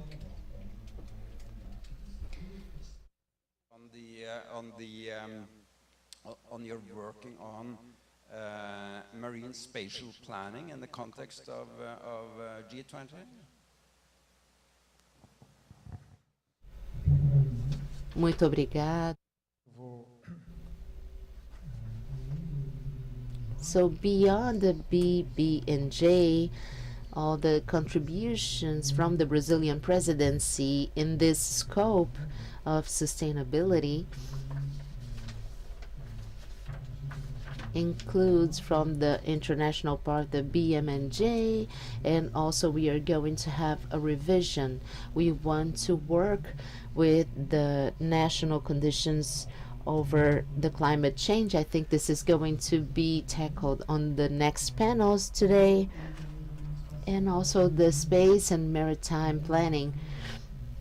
That actually this is a huge priority, because this is a tool. We want to organize marine spaces and all the coastal areas from different countries, so we can have an idea of the different marine activities, understanding it not only economically and geographically. We want to understand those societies and those areas that are protected. So this is a tool to do so. Our environment ministry is working a lot with this, and we want to promote this with the international cooperation, and I think the G20 is the main pathway. We want to coordinate the different connections through the countries. This is essential for this tool to work. For that, and just to add to what you're saying, one of the topics that we have been working on consistently since we launched the Sustainable Ocean Coalition, the Ocean Stewardship Coalition 6 years ago. One of the concepts is what we call climate smart marine spatial planning. So it goes directly into the same topic. So thank you so much. Thank you so much. And now I would very much like to turn to Deputy Minister Firman Hidayat in Indonesia. I had the pleasure of being in Bali when Indonesia launched the Ocean 20 dialogue in 2022. It was a great event, and it was great. It's great to see you again after we met there first time around. So maybe, Dr. Hidayat, could you tell us a bit about what you consider what should be the priorities for the ocean in G20 going forward? You really have an important legacy in this, and sure ambitions for the way forward. Please. Okay, thank you, Mr. Sterla. Great to see you again, and good afternoon, everyone. So first of all, during the G20 presidency in 2022, Indonesia, in collaboration with the World Economic Forum, hosted the Ocean Dialogue and officially launched the Ocean 20 with the goal that the dialogue on the ocean will continue for the following G20 presidency. And 2 years after the launch of Ocean 20, I would like to thank the Indian government for continuing the Ocean 20 dialogue in Mumbai last year. And congratulations to the Brazilian presidency for officially launched Ocean 20 engagement group designed to address ocean-specific issues into the G20 agenda. So on your questions, Mr. Sturla, what are the focus here on ocean agendas for the G20s? So there are at least for us 4 issues that are very important. The first one is the priority areas for conservation. And the second one is the marine spatial planning and management of coastal ecosystems, as mentioned by the previous speakers. And of course, the third one is the sustainable financing. And I think the last one that also important for us is the blue food developments. So we believe that this O20 engagement group will become a forum for G20 nations to align these ocean agendas, identify opportunities for collaboration and resource mobilizations, as well as devise strategies to achieve global commitments on the oceans. So thank you so much for that. Just to revert to the fact that it was really a remarkable accomplishment, even though ocean has a history of being discussed in G20 context throughout the history for many years. But still, you were the ones who really formalized this on the agenda through the Ocean 20. Could you say a few words about how your government is working now to make sure that this is it is consistency and alignment along this track going forward? Yeah, for Indonesia, I think the ocean agenda is really important. Indonesia is the largest archipelagic country in the world, with more than 70% of our area is oceans, and we are home to most of the global coral reefs, seagrass, and mangrove, which cover at least 70% of our global blue carbon. And we are the second largest producer of seaweed, for example, in the world, and also one of the biggest producers of seafoods. And unfortunately, this very wealth is under siege from the impacts of climate change, threatening not only our environment, but the livelihoods of millions of our citizens. And the impact of this climate change is real for Indonesia. And to give you one example is we have more than 17,000 islands, but one study states that rising sea levels will be submerged 2,000 of our small islands by 2050. And this impact will be bigger if we don't start taking care of our oceans. One of the issues, of course, the marine debris. There are 12 million tons of plastic waste per year in Indonesia that polluting the ocean and threatening our marine biodiversity. Nevertheless, facing those threats, we take some real actions. So, for example, to protect our oceans and our marine biodiversity, Indonesia established close to 10% of our ocean as marine protected area, and we are committed to allocate 30% of our ocean as marine protected area by 2045. So for coral reef and mangrove, we also implement many restoration projects. And for the plastic pollutions, become one of the priorities for us, and we issued a national plan of action for handling marine plastic debris. And by the end of this last year, we have succeeded in reducing marine plastic waste by around 36% from the 2018 baselines. So in addition to that, Indonesia tried to have more innovations in the area of the oceans. For the seaweed example, we are implementing a large-scale seaweed farming pilot project using mechanizations and technology. And we believe with this initiative, we will expand our seaweed farming area and productions. And we are looking to process the seaweed not only into food, but also into biofertilizers, bioplastic, and also biofuels, helping us solving some of our biggest problems of food security, marine debris, and energy transitions. So, of course, these efforts, we cannot do this alone. The G20 nations play unquestionably significant role in conserving this marine ecosystem and are in strategic position to advance the ocean agenda internationally. So I think we should work together consistently with this focus on these agendas. Thank you so much, Firman. Now, just a brief comment to what you say about seaweed. I think that it's sort of a fact which has to be sort of worked on. It is that in terrestrial agriculture, we are sort of using all trophical levels of the food chain, whereas from the ocean, we are, at least in most parts of the world, or in many parts of the world, we are just using food from the upper parts of the food chain.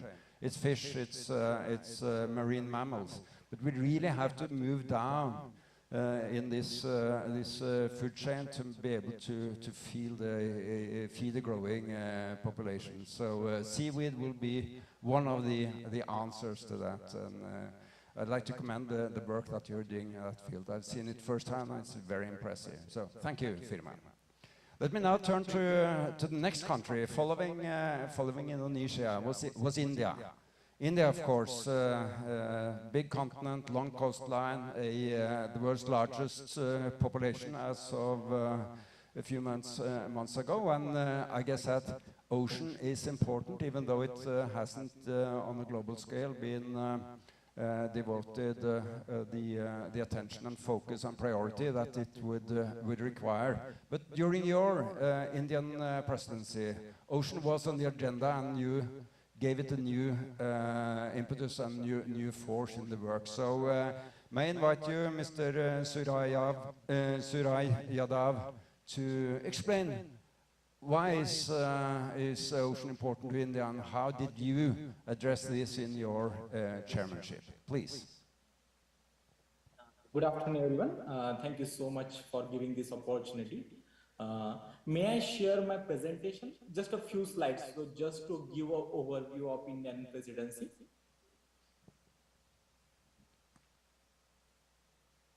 Hello, am I audible? Yeah, we can hear you. Is it possible to have this presentation shared? I'm not a computer expert, but I would guess that the green button there would do wonders. Is this okay? Looks great. We can see it. Yes. So just to give a brief introduction, as you know, basically economic progress and sustainable development needs to go hand in hand.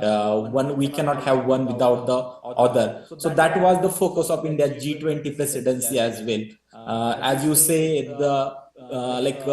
when we hold the presidency of G20, our tagline was "One Earth, One Family, and One Future," and it was very well reflected during throughout our presidency, as well as the New Delhi Leaders Declaration, where we focused on harnessing and preserving the ocean-based economy. So you can see basically these are the few important points where Indian government along work with all G20 member countries, and these are the points from the G20 Leaders Declaration in New Delhi, where basically we agreed to have adoption of the new internationally legal binding instrument under UN Convention of the Law of the Sea. Similarly, during the Environmental Ministers meeting in Chennai in India in September last year, we had all the G20 member countries had agreed for Chennai high-level principles for a sustainable and resilient blue ocean-based economy. I will discuss in a few minutes what are those principles. However, these are the two very most important points of the New Delhi's Leaders Declaration from ocean's point of view. So the next, these are some of the points again agreed by all the G20 leaders, like basically supporting the Commission for the Conservation of Antarctic Marine Living Resources, or reiterating our commitment to ending illegal, unreported, and unregulated fishing in the marine domain. As we are today attending this Oceans 20, so the New Delhi Leaders Declaration itself supports the role of Ocean 20 dialogue in the achieve the agenda of the Ocean 20. So we all can see that all the leaders, all the countries of the G20 have strongly agreed for the need of the ocean sustainability and blue economy. So we need to take the forward what we as suggested by Honorable Deputy Minister of Indonesia. India took forward the agenda initiatives of the Indonesian presidency, and with that we came up with this new leaders declaration, and it will be coming to the Brazilian presidency. So as told during the New Delhi Leaders Declarations, we had this Chennai high-level principles of ocean sustainability, blue-based economy. So these are the few points what we discussed there. One of them is, of course, emphasizing sustainable ocean-based economy, then prioritizing ocean health, then addressing coastal and marine pollution from all sources, especially single-use plastics. And you may be aware that India has completely banned the use of single-use plastics from July 2022. So government of India has taken initiative to ban the single-use plastic in the entire of the country. Similarly, it was agreed during this Chennai Environmental Ministers meeting also that it is very pertinent that we should strive to see how best we can minimize the use of single-use plastic. Then, of course, enhancing ocean finance for sustainable development was also one of the major agenda which was discussed during the Chennai high-level principles.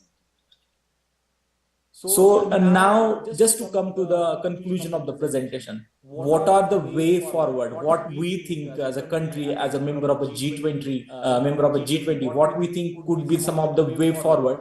So we would like to suggest just working at the institutional level may not be enough. It is a very good and very much necessary. However, we need to nudge to change the individual behavior as well, because that is also going to be very much important in environment protection and ocean protection. So government of India under the leadership of Prime Minister has initiated this lifestyles for sustainable development, which was mentioned in New Delhi Leaders Declaration also, which is basically nudging individual behavior for environment protection.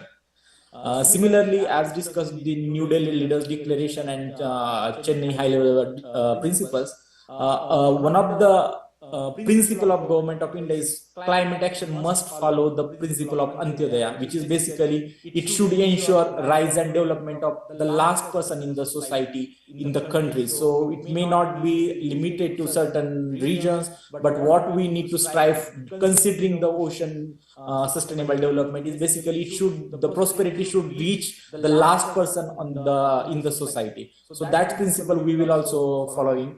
Similarly, we need to understand when India initiated this coalition for disaster resilient infrastructure, there have been interlinkages between extreme climate, like increase in frequency of the climate disasters, and how best we can mitigate and adapt to those climate disasters. So the role of coalition for disaster resilient infrastructure is very important from our point of view. Similarly, what we support as a Ocean 20 dialogue and what was discussed during the Ocean 20 in Mumbai as well, that ocean conservation needs to be done through the people's participation. People's participation is very much important in any of the initiative which we would like to take. Of course, it could be aided by the technology, but what is most important is people's participation. So for all the G20 member countries, it would be very important how we engage the people to take forward these ocean sustainability initiatives. And last but not the least, what we strive during our presidency, but it couldn't be succeed. But our Prime Minister Modi has called on all the G20 member countries to work constructively, basically, to effective international legally binding instrument to end the plastic pollution. So this could be the agenda for the future, but we all can agree that having or reducing the single-use plastic pollutants from the ocean is very much important. So this was basically the past and the future of the past, present, and the future of ocean-based economy from Indian perspective. Thank you so much.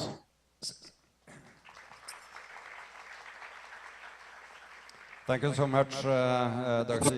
Yadhav. That was very clear and very interesting. And could you, on an ending note, maybe say a few words on how you are planning to support and contribute to the process in Rio, leading up to the summit here in Rio? Because there is a consistency here. You have Indonesia, you have India, which will be major players in driving this agenda forward. So a few words on how you're planning to do that.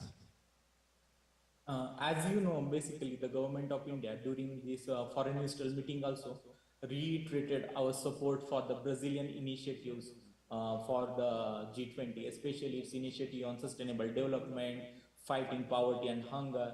So we are in, because as you know, we are all Indonesia, India or Brazil, we are the thinking of all three countries on most of the topics related to G20, which is in the line. So we have already conveyed our support for the Brazilian presidency. Thank you. Thank you so much. This is very promising and very positive note. So thank you so much. I'm now. Thank you so much. Thank you. Thank you. Thank you. So now we're turning to the immediate next presidency of the G20 chairmanship, South Africa, and Sibu Mangwe Gape, who has been patiently waiting now. It's great to have you online, and maybe you could start by saying some words about the blue economy strategy for your home country. Can you hear us? Good afternoon. Can you hear me? Good afternoon. We can both hear you and see you. Welcome. Thank you very much, and I do hope you realize I'm not a mistake. I realized that, and I saw that from my papers here that there is a misprinting here, so apologize for that, obviously. Thank you. Thank you very much. Good afternoon, ladies and gentlemen. Greetings from Brasilia. Good afternoon, colleagues. As already indicated, my name is Sibu Mangwe. I'm the counselor political for the South African Embassy in Brazil, and it is indeed an honor for me to represent our embassy in today's meeting.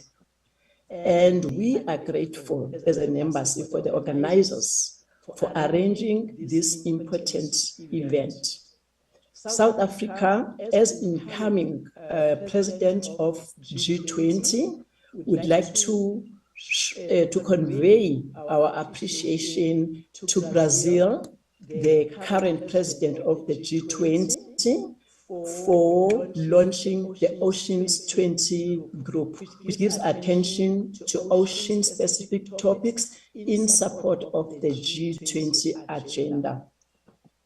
As a country, South Africa aligns itself with Brazil's view that insufficient attention is being paid to the role of oceans in fostering sustainable global economic growth. And as we all know, this issue is also part of the New Delhi's Leaders' Resolution of 2023, which was made during India's presidency of the G20.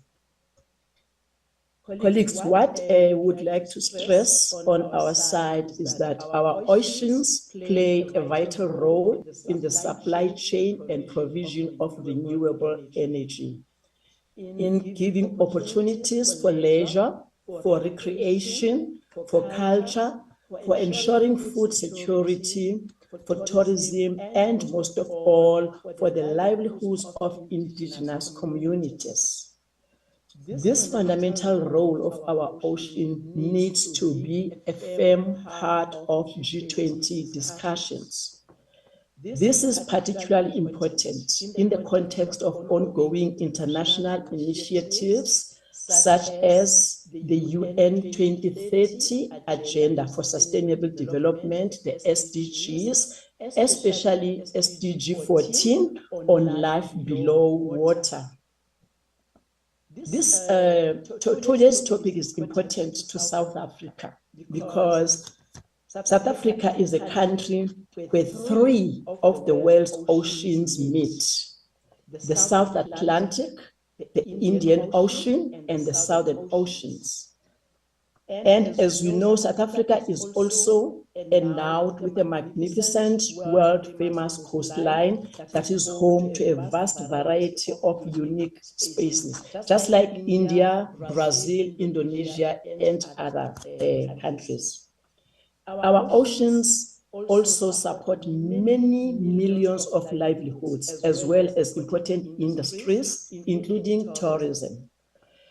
In our mission to address poverty and unemployment, the South African government has put in place a master plan for the blue economy as a potential driver of growth and development. At the same time, South Africa has enacted strong measures to conserve oceans and coastal biodiversity, taking active measures to address SDG 14 in particular.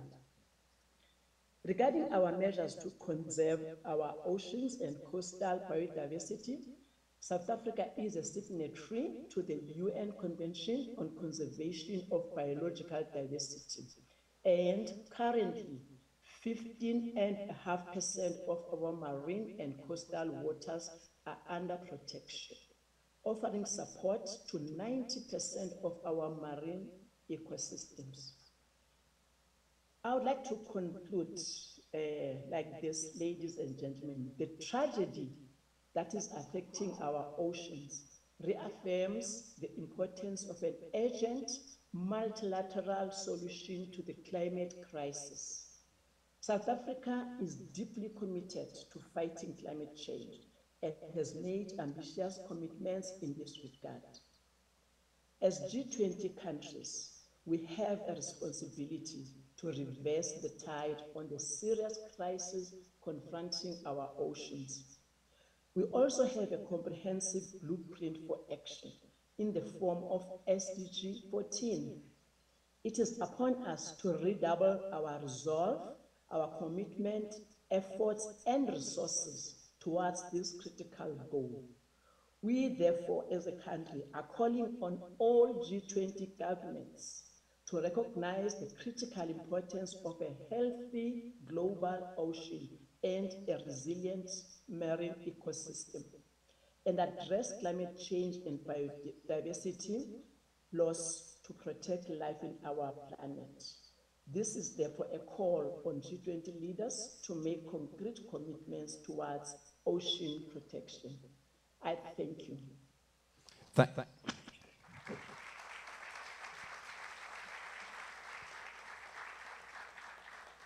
Thank you so much, Madam, for this excellent expose of your priorities for the ocean work. And I think it's imperative in the work that we are doing now that we are sort of delivering on ambitions for this chairmanship, but also delivering a sound platform and basis for your chairmanship, so that you can progress further on your agenda. So I don't know if there's anything on an ending note that you would appeal to the current chairmanship and the process going now, which would be of particular help to your own country when you are taking on the baton next year.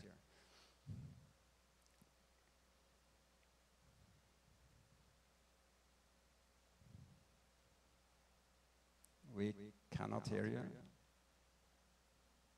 I believe you're muted. Can you repeat the question, please? Yeah, now we can hear you.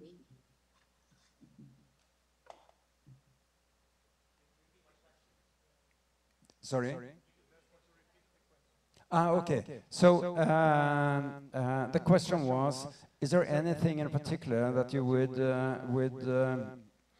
which would be helpful for the current chairmanship and the process that we're doing now in order to help you launch and develop your own agenda? I think that it goes without saying with many of the aspects that you mentioned. But if you have any additional comments on an ending note, you are welcome to present them. Thank you very much. What I would like to add is that South Africa has a strategy for blue economy, and I think this is what we would like support with. It is called Operation Pakisa, which was developed in 2014, and it is our strategy which is aimed at increasing employment opportunities, promoting social equity and alleviating poverty by 2033, and would love to work with Brazil and other G20 countries towards achieving this, and also support for our master plan. We have a master plan that is at an advanced stage, which is called the Oceans Economy Master Plan in South Africa, which is aimed at increasing job opportunities in the different sectors that are related to ocean economy. So we will be strengthening our master plan, and we will be working with interested countries to see how we can share experiences and how we can contribute towards healthy oceans. Thank you. Thank you so much, and good luck with the preparations for your own chairmanship. We look much forward to working with you on this track going forward. So thank you so much, Madam. And now I'm turning to the last speaker on this panel, Ms. Jennifer Becker from the US. Thank you for being with us. We can see the American flag on screen. There you are. There we can see you. Welcome. Welcome so much. Thank you so much, and good afternoon, everyone. I want to thank the organizers for allowing me and others to join virtually today, not only allowing me to share the U.S. perspective on G20 ocean priorities, but also because I've learned so much today from my fellow presenters. I don't think I'd quite internalized earlier what a hard act we were going to have to follow. And I truly appreciate the presentations from our colleagues from other delegations. We were further excited to see how prominently ocean issues, specifically the sustainable blue economy, featured in Brazil's priorities for the G20 presidency. Sustainable blue economy is essential to promote the use of ocean resources for economic growth, improve livelihoods and jobs, while preserving the health of ocean ecosystems. This includes supporting the acceleration of ocean-based climate solutions, such as deploying offshore renewable energy, reducing emissions from the shipping sector, promoting sustainable tourism and fisheries, and protecting and restoring blue carbon ecosystems. But sustainability must be a cornerstone of the blue economy, as conservation and sustainable management practices are pathways, not roadblocks, to enabling long-term development of ocean economy sectors. As others have said before me, the potential of these ocean economic sectors is vast. According to the OECD, the global blue economy is expected to grow 3 trillion by 2030. The blue economy supports millions of jobs worldwide in ocean economy sectors and supporting industries.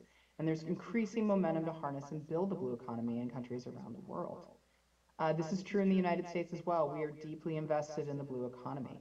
As Secretary of State Blinken noted on last year's World Ocean Day, the United States works every day to support a sustainable blue economy that protects the economic, security, and environmental benefits of the ocean. Domestically, U.S. coastal communities are home to over 127 million people, representing 40% of the U.S. population. According to the National Oceanographic and Aeronautic Administration, the blue economy supports 2.4 million American jobs and contributes $397 billion to the U.S. gross domestic product. At last year's Our Ocean Conference in Panama, the United States announced commitments of $6 billion to address climate change, sustainable fisheries, sustainable blue economies, marine protected areas, maritime security, and marine pollution. We support blue economy goals through grants and technical assistance for marine spatial planning, which helps countries organize and deconflict maritime activities to ensure they're ecologically, economically, and socially sustainable. And we were happy to see marine spatial planning as part of the Brazil's G20 agenda as well. In addition to government action, we need innovation and investment from the private sector and international financial institutions to deliver new technologies and mobilize the enormous amounts of finance needed for sustainable ocean development and to achieve SDG 14. So as I said, a key tool for advancing sustainable blue economies is marine spatial planning, which others have also said today, to deconflict uses of a country's or region's ocean and coastal waters. It can be used to promote conservation and establish marine protected areas, identify new opportunities for sustainable economic development, improve maritime domain awareness, and incorporate a scientific understanding of expected climate change impacts on marine and coastal resources. If done right, a transparent, multi-stakeholder, and public-facing marine spatial planning program can also produce significant co-benefits, by establishing new enabling legislation, harmonizing legal and regulatory frameworks, and strengthening enforcement. All of this can build public confidence and promote cooperation between government departments, sectors, and other stakeholders. The United States launched a $6 million Resilient Pacific Blue Economy project on marine spatial planning in partnership with the Pacific community in September of 2022. The program supports a 3-year marine spatial planning process in Palau and will also benefit other Pacific Island countries through capacity building workshops and knowledge sharing and best practices. Finally, I want to talk a little bit about marine protected areas and MPAs and how they can conserve biodiversity, replenish fish stocks, safeguard ocean ecosystem health, sequester carbon, protect coasts, and support fishing tourism and recreation. In addition to encouraging the establishment and enforcement of MPAs, the United States is leading efforts to conserve or protect 30% of the global ocean by 2030, a goal we cannot achieve without ambitious action both within and beyond national jurisdiction. So we would ask you to join us. Governments can commit to conserving or protecting at least 30% of ocean waters within their national jurisdiction by endorsing the Ocean Conservation Pledge, which is an initiative we launched at the 7th Our Ocean Conference in 2022. To date, 19 countries have endorsed the pledge, and we're planning a ministerial meeting of OCP endorsers, both old and new, for April 15th in Athens, Greece, on the margins of the 2024 Our Ocean Conference. And we hope to see you there. Thank you so much. Thank you for this presentation. Greatly appreciated. You referred to a call to governments. Could you say a few words about how you're working with the civic society in this? Because the ocean is a multi-stakeholder environment and space, of course. Please. Absolutely. So the United States joined the high-level panel for sustainable ocean economy to work with other countries on this. We're also, the Biden administration has launched a strong domestic push to preserve 30% of domestic waters in the United States. This 100% cannot be done without civil society and industry partners. So those are conversations we have all the time as we move forward. And we look forward to having more, both with local coastal communities and, of course, indigenous communities as well. So thank you so much for this. And that will conclude our panel. I think that what we've heard from our distinguished panelists all speaks to the fact that ocean is on the agenda. It will be on the agenda. It will be firmly and formally on the agenda going forward. And I think that for everyone who is not only concerned about the ocean, but concerned about all human progress, concerned about the 3 key priorities of the G20 in Brazil. All of them will hopefully be more inspired and optimistic after heard these conversations. So a big hand to our excellent panel. Thank you so much for joining us.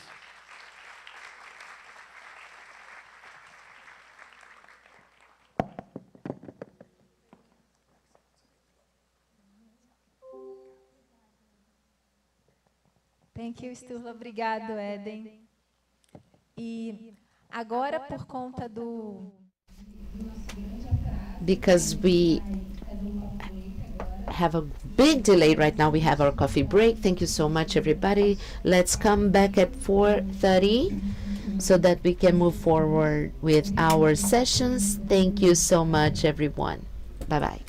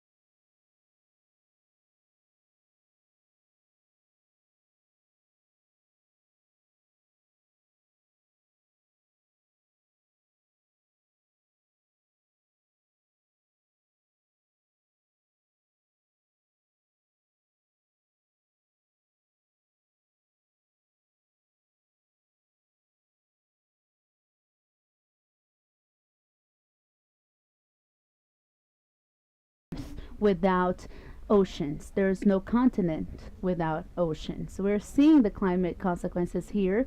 I had to put on my blazer and I'm sweating a lot, and we can see how hot it is outside. Thank you very much.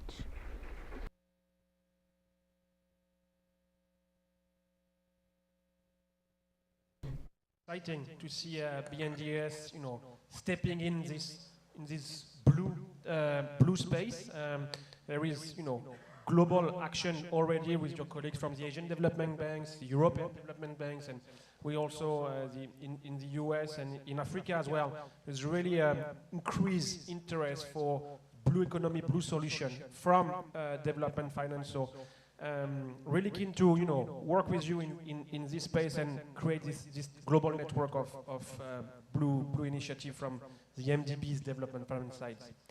Now I would like to move on to you, Alfredo. I guess you're joining us from Monaco. If I'm not wrong, it's great to have you here, my friend. Alfredo, would like to hear your perspective from the forum on the importance of public-private partnership when it comes to ocean finance. Maybe would like to share with us, one or two examples that you've seen as worked in that space, how you approach this. Of course, the forum has been the initiator within Indonesia of the Ocean 20, so maybe some insights on this. And that's a lot of questions, I guess, but I'm sure you will be able to address this. The last one is, how do you see the role of the UN Ocean Conference in 2025 in Nice to play in our journey to increase capital toward the ocean? Thanks, Alfredo, for being with us. Hi, Ignace, and hi, everyone. Thank you so much for having me. And really good to see all of the interventions before and all of the collaboration that is happening here. I was especially happy to see how all of the G20 economies are on board with the Ocean 20 and with taking it forward. So thank you so much for the invitation. In terms of how the forum addresses this and how we want to think about public-private collaboration, there's three things that I would like to highlight. And I see that my video is frozen, but probably you can still hear my audio. We hear you perfectly, Alfredo. I know you're back, so all good. Continue. Perfect. So there's three types of public-private partnerships that I would like to highlight. In summary, they are, number one, how do we support our industries, especially those that operate in the ocean, to develop more nature-positive business models in the same pursuit that they have for the net zero transition. The second one is, how do we support investments back on nature and thinking about what does it mean to value nature, what does it mean for nature to support and mitigate risks, and what does it mean for nature to support communities more in general. And the third one is, how do we scale up innovation? There's a lot of innovation happening in the space. Not that many of them have been able to cut across that valley of death, as sometimes is referred to in the startup world, and make it really to the big players and to the big investments. So in this sense, in the first one, we really have focused a lot on how do we convene the governments and how do we convene the industry to think about the policies, the financial mechanisms, and really identifying the key issues that need to be addressed, for example, to scale offshore wind. And this is some work that, of course, the UN Global Compact is putting a lot of effort on as well, but also countries in specific are putting a lot of effort on this. And Brazil, nonetheless, is going to be one of the driving forces in the continent. The second one is on nature. There's a lot of excitement around the potential of coastal ecosystems, in particular mangroves, and Ignace, you will know this very well. In particular mangroves, through goals like the Mangroves Breakthrough, to really try to restore the largest proportion that we can of mangrove ecosystems around the world, not only because that is good for nature, but also because that is good for coastal infrastructure, for water sanitation, for biodiversity, for so many other things. And so the challenge here is, there's a lot of finance ready to go into the space. How do we align national priorities? How do we really create the financial mechanisms, vehicles, and policies? And then how do we match that with the interest that financial institutions have in the space? And then the third one and last is, how do we think about the role of ocean innovation? I really cannot think of a challenge in the ocean that doesn't have a brilliant innovator, a brilliant startup already having a good solution. The challenge is how do we get that to scale? And really, so far we focus a lot on impact investment and we focus a lot on those smaller scale investments. How do we take it to the next level?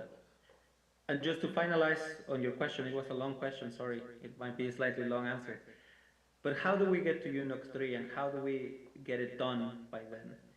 Well, I think that, first of all, we really need to start making a better job at outlining what is profitable in the ocean space. And how do we talk about this to financial institutions? And it's really good to see so many of them already engaged in these conversations, but there's so many more that we need to bring into the space. The second challenge that UNOC can help us to address is how do we channel finance not only into the conservation, for the sake of conservation, but really thinking about those additional services that nature provides. And the third one is, how do we really start elevating the risks that are represented by having an unhealthy ocean?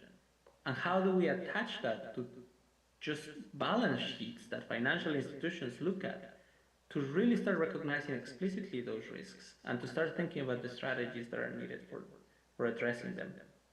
So all of this, of course, needs to be centered on transparency, on accountability, but most importantly, on the benefits that it delivers to people. Thank you, Inés. Thank you so much, Alfredo. No, thanks for this great overview from the challenges, but mostly the opportunities that you see at the forum. Thanks for referring to the mangrove breakthrough, which and you are a strong partner in this, but which I strongly believe can be a blueprint in how we approach investment towards nature and using mangrove to how financial institutions are integrating mangrove benefits in their investment. And we'll launch in 2 weeks now finance task force with 40 financial institutions that will work with us to develop financial products that are providing benefits, return on investments, profitability to local communities, and benefiting mangrove. So stay tuned, and hopefully this will inspire investment in other ecosystems as well, beyond mangrove. But now, turning to you, Barbara, you're a bit far away. Maybe you want to join us here? Yeah. Yeah. Thanks. But from the Port of Açu perspective, and would like to hear your thoughts on the integrated perspective that ports are playing in the transition in terms of energy, but also nature. And ports can really be hub of transition and innovation, benefiting land and the sea. So can you tell us your approach at Port of Açu, which, from the meeting I had with you, for me is very inspiring and hopefully will be featured through the G20 and COP30 to inspire your peers to do the same. Claro. Bom, obrigada pelo convite. Thank you very much for the invitation. It's a pleasure to take part in this panel representing the port sector. When we look at the main ports in the world, they are not only ports, they are industrial clusters that have in their area dozens of companies from different sectors. So we have petrochemical ports, generation of electrical energy, metalworks. We have great examples like the Antwerp port, the Rotterdam port, several ports in Asia, Europe, and the Americas. Besides, the ports also take a main role and a very relevant role, which is being an energy hub. This combination of energy hub with an industrial cluster brings us a great opportunity for decarbonization, especially when we look at the highly carbonized sectors. So the ports can be a unique feature. They can make a difference. They can create a new version for these sectors. We have some examples which are extremely important. I'm going to give examples of global discussions that are happening.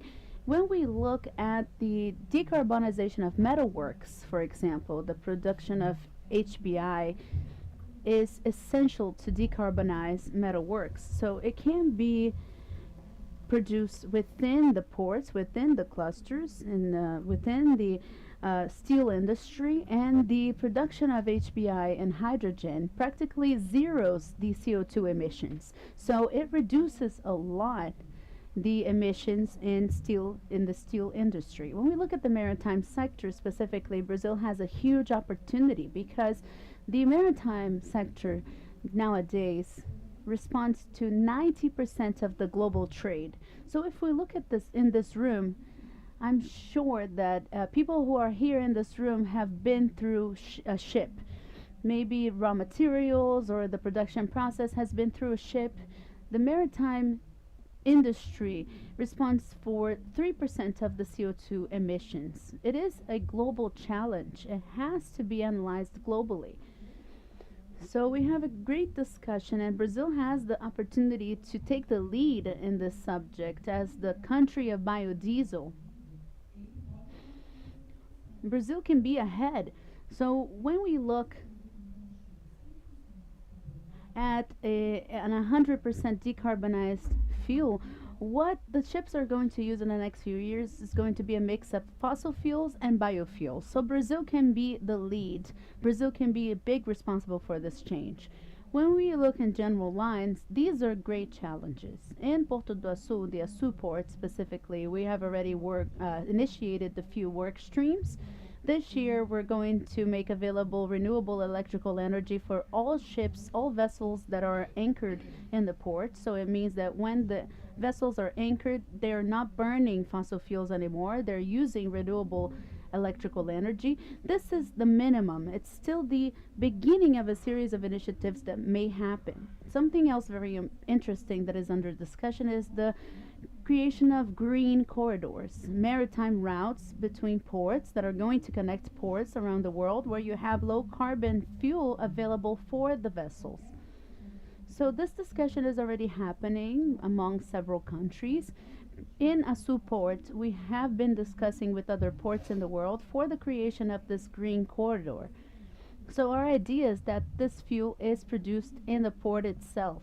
We have just licensed in the end of January the biggest low carbon hydrogen hub in Brazil that is going to produce hydrogen, ammonia, and ethanol that can be used for the decarbonization of the maritime sector. So we have several opportunities arising, and the ports are the key for this change.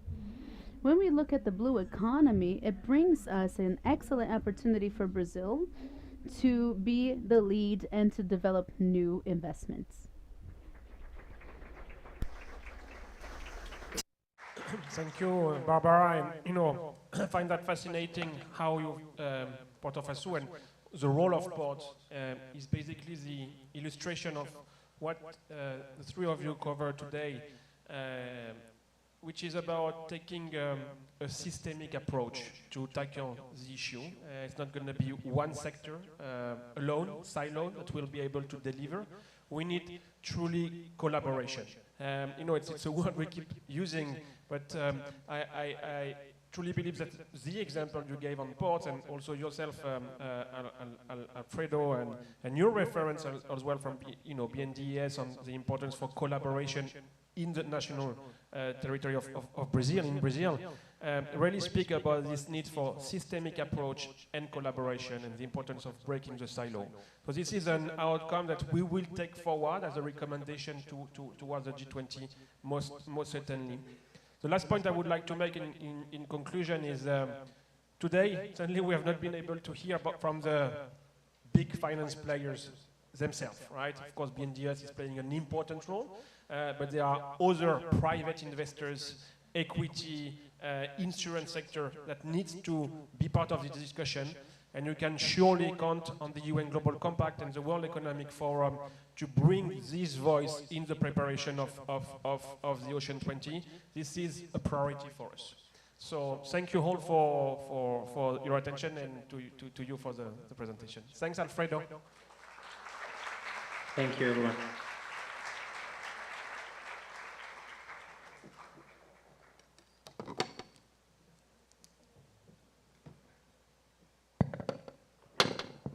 Obrigada a todos, componentes da mesa.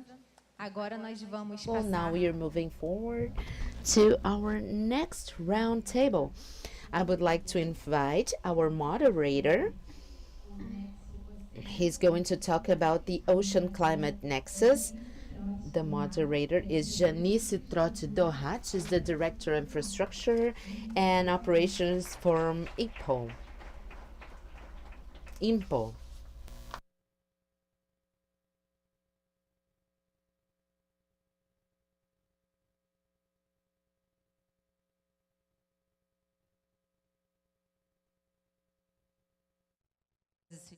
Good afternoon, ladies and gentlemen. Now we are going to talk about something I consider central, key, core in this discussion of ours, which is the ocean, the climate ocean nexus, ocean climate nexus. I would like to thank so much all the organizers for the opportunity to be a moderator here, and at the same time I would like to congratulate you for this event. It is a very disruptive event for us in a governmental level. So thank you so much sincerely for being able to put this event up and running. So I'm going to speak a few words in English. Permitam-me. In respect to our colleagues that don't have Portuguese as their native language, it gives me a great pleasure to lead those discussions in this round table with such a team of top scientists here represented, sharing values and principles of open science and the rights and responsibilities of their respective fields of research towards advancing our understanding of the ocean and its interactions with the human dimension. O nosso papel hoje será muito específico. Nós vamos ter que dar consecução a um diálogo, a um processo que já vem em curso há algum tempo, como já foi dito por colegas anteriormente, que é a nossa necessidade de need to go deeper in the role of oceans in climate change, and this obviously always taking into account what we are seeing. Many people already talked about this terrible heat when we see the temperatures in Rio this last weekend. I don't believe it myself, but these extreme events are here to stay. So we need to strengthen the resilience of our coastal cities and also try and make that we are able to highlight knowledges that can be translated into public policies, and also what is most important is that those public policies can be supported by the help of society. So with no further ado, I would like to invite our panelists, beginning with Ms. Letícia Cotrim da Cunha. Dr. Letícia Cotrim. Letícia is a professor at the State University of Rio de Janeiro, and she's a co-author of the 6th report, the IPCC report. She's also from the Clima Network, and she also works with the Brazilian Research of Oceans. Thank you so much, Letícia. Now I'm going to invite Dr. Ana Paula Prates. She's the director of the Brazilian Ministry of Environment and Climate Change. Ana Paula represents Brazil in the G20 work group and on sustainability on the subject oceans. Thank you so much, Ana Paula. I'm going also to invite Dr. Marina Correia. She's an ocean conservation analyst, oceans focal point at WWF Brazil. And lastly, we are going to have some gender balance here. We have Ignace Begum Bilecoq. Pronunciei corretamente, vou sentar perto do senhor, não se preocupe. Seja bem-vindo. You in person. I think the first time I met you was on the screen back in the ocean race days, when you have stated, and I quote in a video, "Look at the ocean. It is full of solutions if you want to reach a net zero world." Okay, so let's then start. We cannot speak about Ocean Climate Nexus. A gente não pode falar Oceano e Clima without Letícia next to us. And so I'm going to begin asking a question to Letícia, which is the following. The answer of the oceans to climate change, the rise of the sea level, will keep moving forward for decades, even after the concentrations of the GHG gases, even if they stabilize themselves according to the Paris Agreement deadline and the emissions don't get to the net zero. So what are the challenges that you can see for us human beings in this scenario? Thank you so much. It's very complicated, but I will try to talk to you about something I haven't heard here today, which is decarbonization. I think Barbara was the only person I heard talking about decarbonization here. And so, yes, we are going to achieve net zero from the Paris Agreement with 1.5 degrees. We are going to get to that net zero as quick as possible. And so in this scenario, I guess the main issue with our oceans, and the IPCC performed a very nice report, and we talked about that, the ocean is already changing in a way that it just won't go back to what it was before the pre-industrial era. And so when we boil water to make coffee, it takes time to boil and it takes time to cool down. So if we would have a magic button from the Paris Agreement, we would have a better situation, and the sea level will keep increasing. So the main challenge here is to plan, and I guess this conversation, the decarbonization and energy transition, this needs to be in the O20 and the global G20.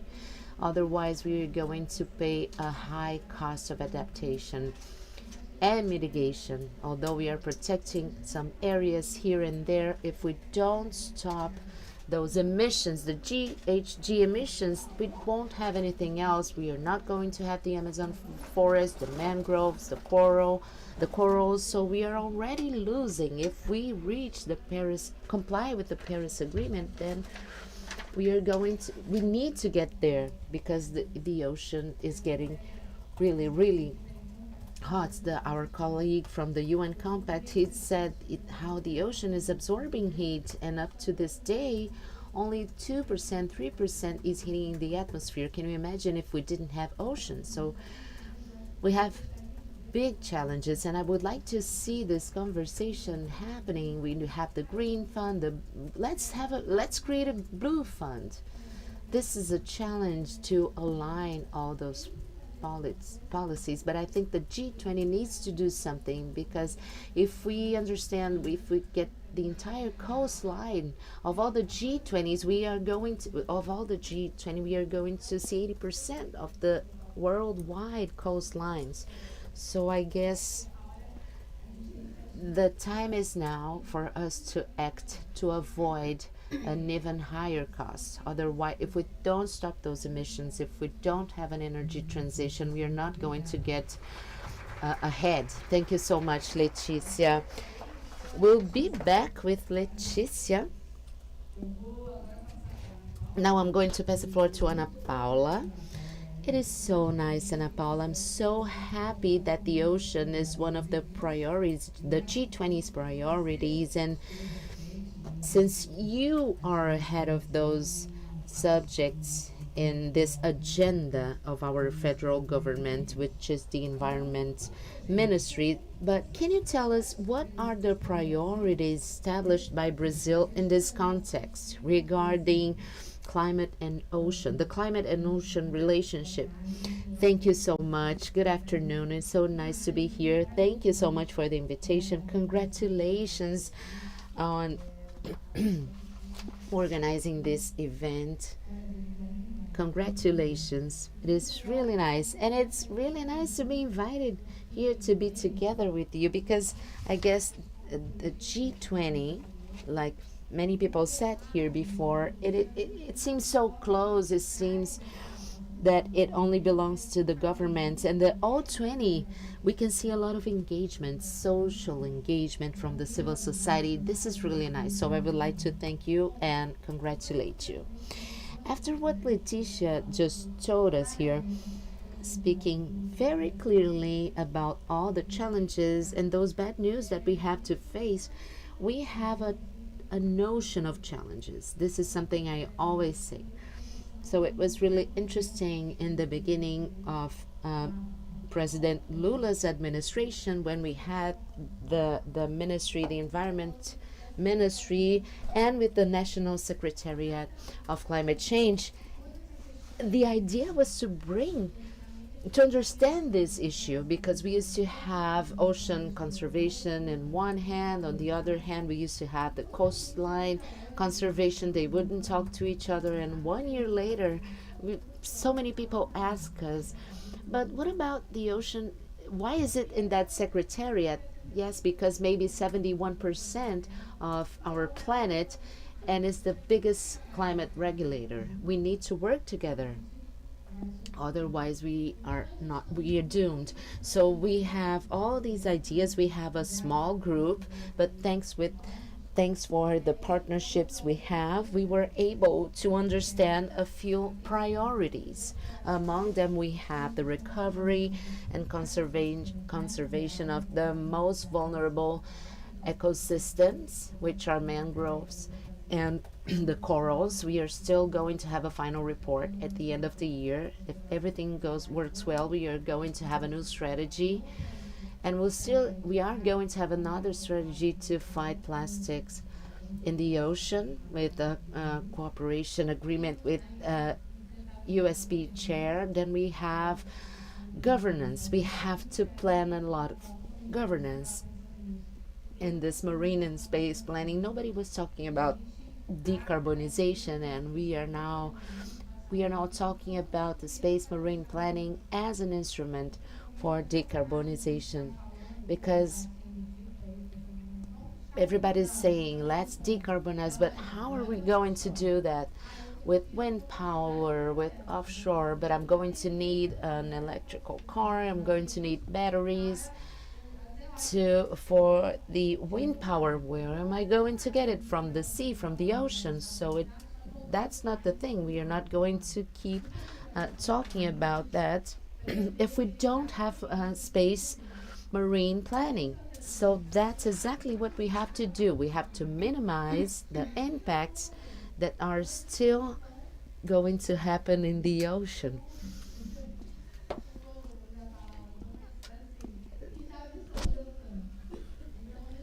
And that's one of the biggest things. And another important thing is to have this climate plan. We are creating this with many different sectors. Tomorrow we have a workshop with the states and cities where we are going to have a mitigation plan with 8 sectors, and the adaptation plan with 8 sectors. We have an ocean and coastline chapter to work with many different people, and from there we are going to have many different goals.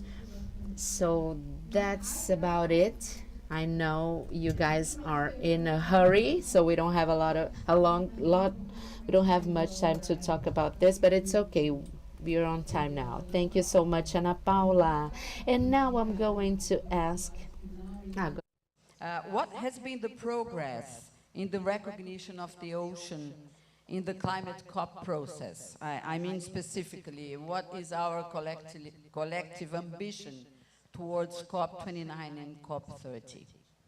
Of course, thank you. But if you allow me, I would just like to react to what also Laetitia mentioned, because I think you made a very important point on decarbonization, and we can talk about, you know, nature-based solution, mangrove, corals, ecosystem at large. But indeed, if we don't reach the 1.5 target, these solutions are out of scope. And but on the other hand, the ocean is also a source of important decarbonization. So this thing, two elements is very important to always put in balance, that of course we have to decarbonize for the ocean and the ecosystem and the planet in general, and the ocean is a source of delivering on this decarbonization agenda when we think about offshore wind that has been mentioned, or greener shipping, etc. And of course nature-based solutions like mangrove and seagrasses and other ecosystems that capture significant amount of carbon. But back to your question, you know, it's been a process for the ocean community to get the ocean fully recognized in the official UNFCCC context. It started, you know, one of the success was to have the ocean recognized in the preamble of the Paris Agreement at COP28. Of course, and thanks to Laetitia and many colleagues, the issuance of the 2019 IPCC special report on the ocean and the cryosphere has been really a breakthrough in sharing the science, the knowledge, informing policymakers about the role of the ocean and the threats. And I think this work really crystallized at the run-up to COP26, when we had the formal announcement of the Ocean and Climate Dialogue, which is an annual meeting where governments are meeting to discuss the Ocean Climate Nexus within the UNFCCC framework. So this is quite significant. I would also highlight that in parallel to this government process and, you know, scientific knowledge paper and recommendations, an important momentum also from the civil society side that we've led with the Climate Champions team and the Marrakesh Partnership to really bring a pool of non-state actors, businesses, financial institutions, cities and regions, to put pressure on governments to recognize the importance of ocean and coastal zones, to present to them that the ocean is full of solutions, full of challenges and solutions, and to bring them this confidence to actually include the ocean in their thinking when they plan to deliver on the Paris Agreement. And that's really led to, you know, really significant outcome, in particular at COP28, with a recognition of nature in many instances in the UAE consensus, and in many official documents, including the global stocktake. A key framework that has been, you know, launched by the global community is the ocean breakthroughs, which are providing five key sectors: shipping, offshore wind, sustainable seafood, coastal tourism, and marine conservation. What needs to happen between now and 2030 to really put the ocean in a much better place and to tap in its potential to reach the Paris Agreement, both on mitigation and adaptation. And this is really a roadmap that I think is significant progress, because we see governments and the non-state actors community coming together behind shared goals, shared targets, which are measurable on a yearly basis. So we see enormous progress. Now it's really time to, I would not say act, because we see, you know, action moving on, and all of these sectors I mentioned. But for me, the issue is really much the scale. And I strongly believe that by engaging with the G20 through the Ocean 20, we can reach this scale. Because, Laetitia, you highlighted the importance of the G20 in terms of global coverage and influence.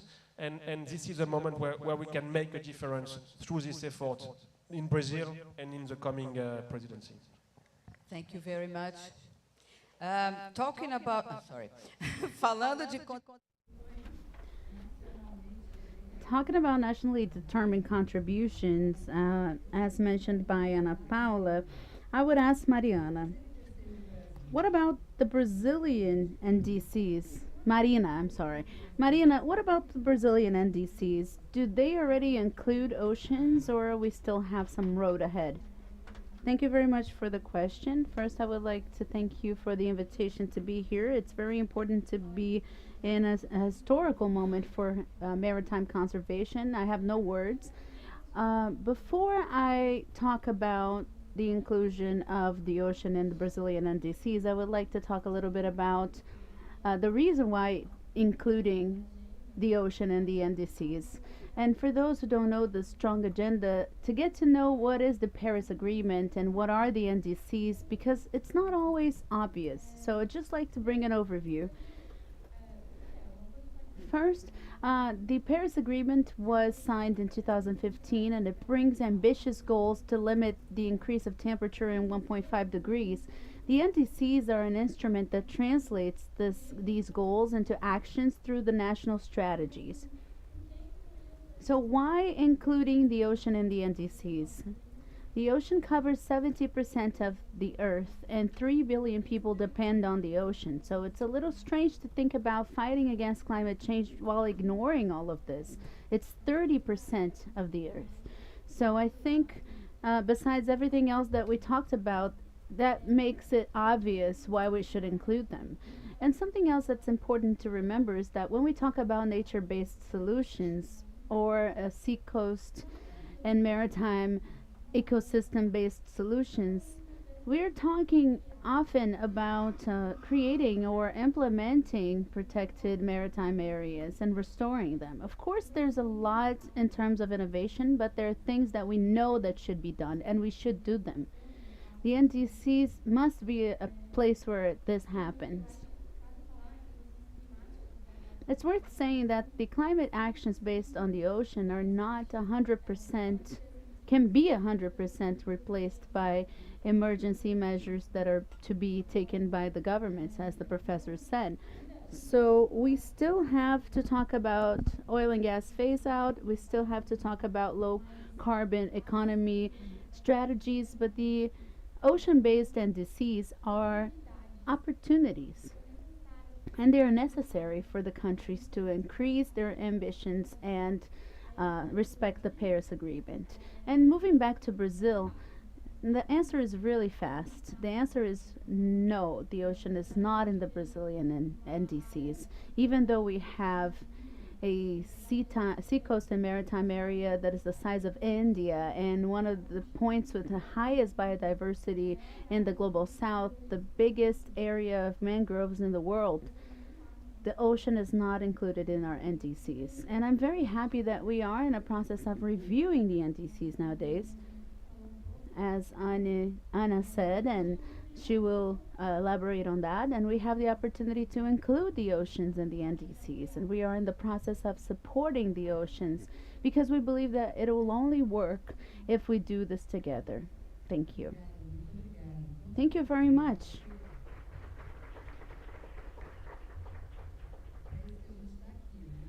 I think we're here for this. I think we're here to listen to this call and answer this call appropriately.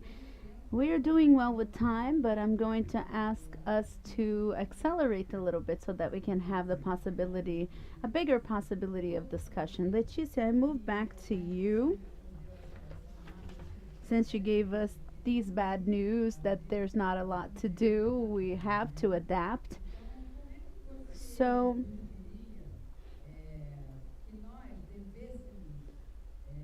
how do you think we should inform our decision makers or the parties about the risk assessments and the planning of adaptation for the ocean? I would like you to comment coastal areas and open sea.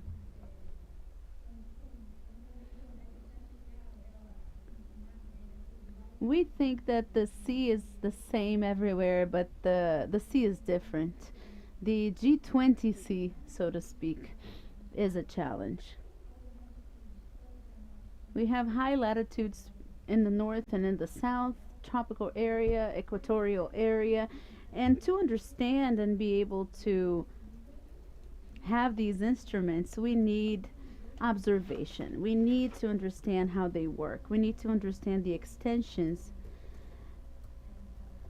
of the maritime ecosystem. We have to understand how this works in terms of greenhouse gases and exchange of greenhouse gases with the atmosphere. We know that the coastal ecosystems accumulate a lot. The CO2 exchange, especially the CO2 exchange, happens mostly in open sea areas. The open ocean, in terms of CO2 emissions, it has a huge importance. Myself, as an oceanography professor, I want to know, to teach the students and to generate knowledge, but these same figures are going to be applicable for public policies. So the observation of the ocean in G20 is key for us to have these tools and decide what to do, what not to do, what is best in this place or that place. I think it's about it. Thank you, Leticia. I'm going to ask Ignace. Ocean climate issues that our O20 should focus to get the G20 leaders' attention.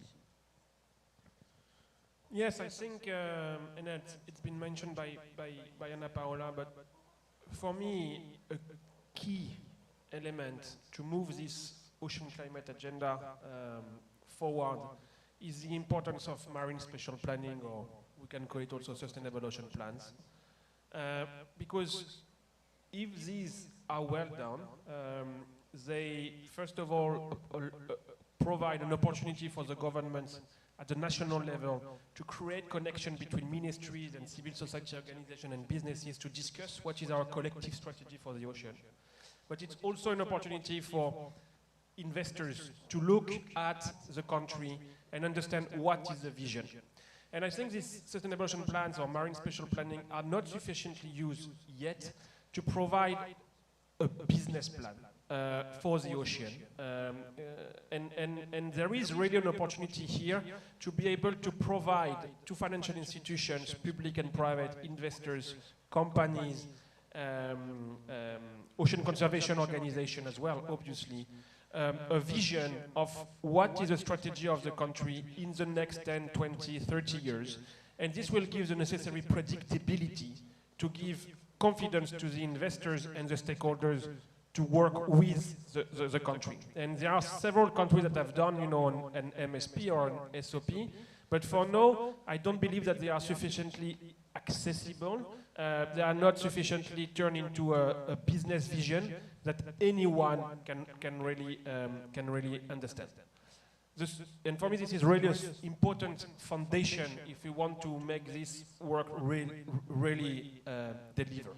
The second element is obviously around finance, and I've addressed that in the previous panel, but importance of finance for equity, and how do we share the benefits of the blue economy with the countries in the global south. And here I see a role for the Ocean 20 or the G20 to play an important role in de-risking investment in the blue economy for the global south and to create a mechanism.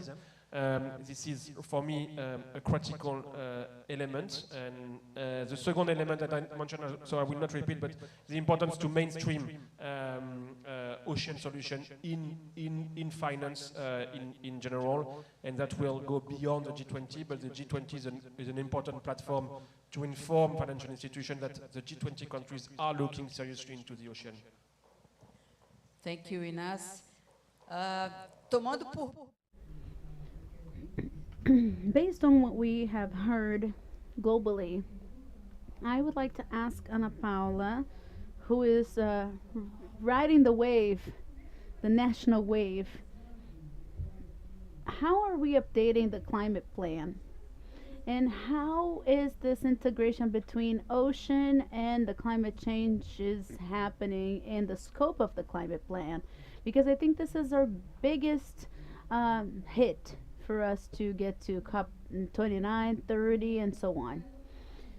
We have several opportunities that are happening, and we have to surf this wave together, I believe.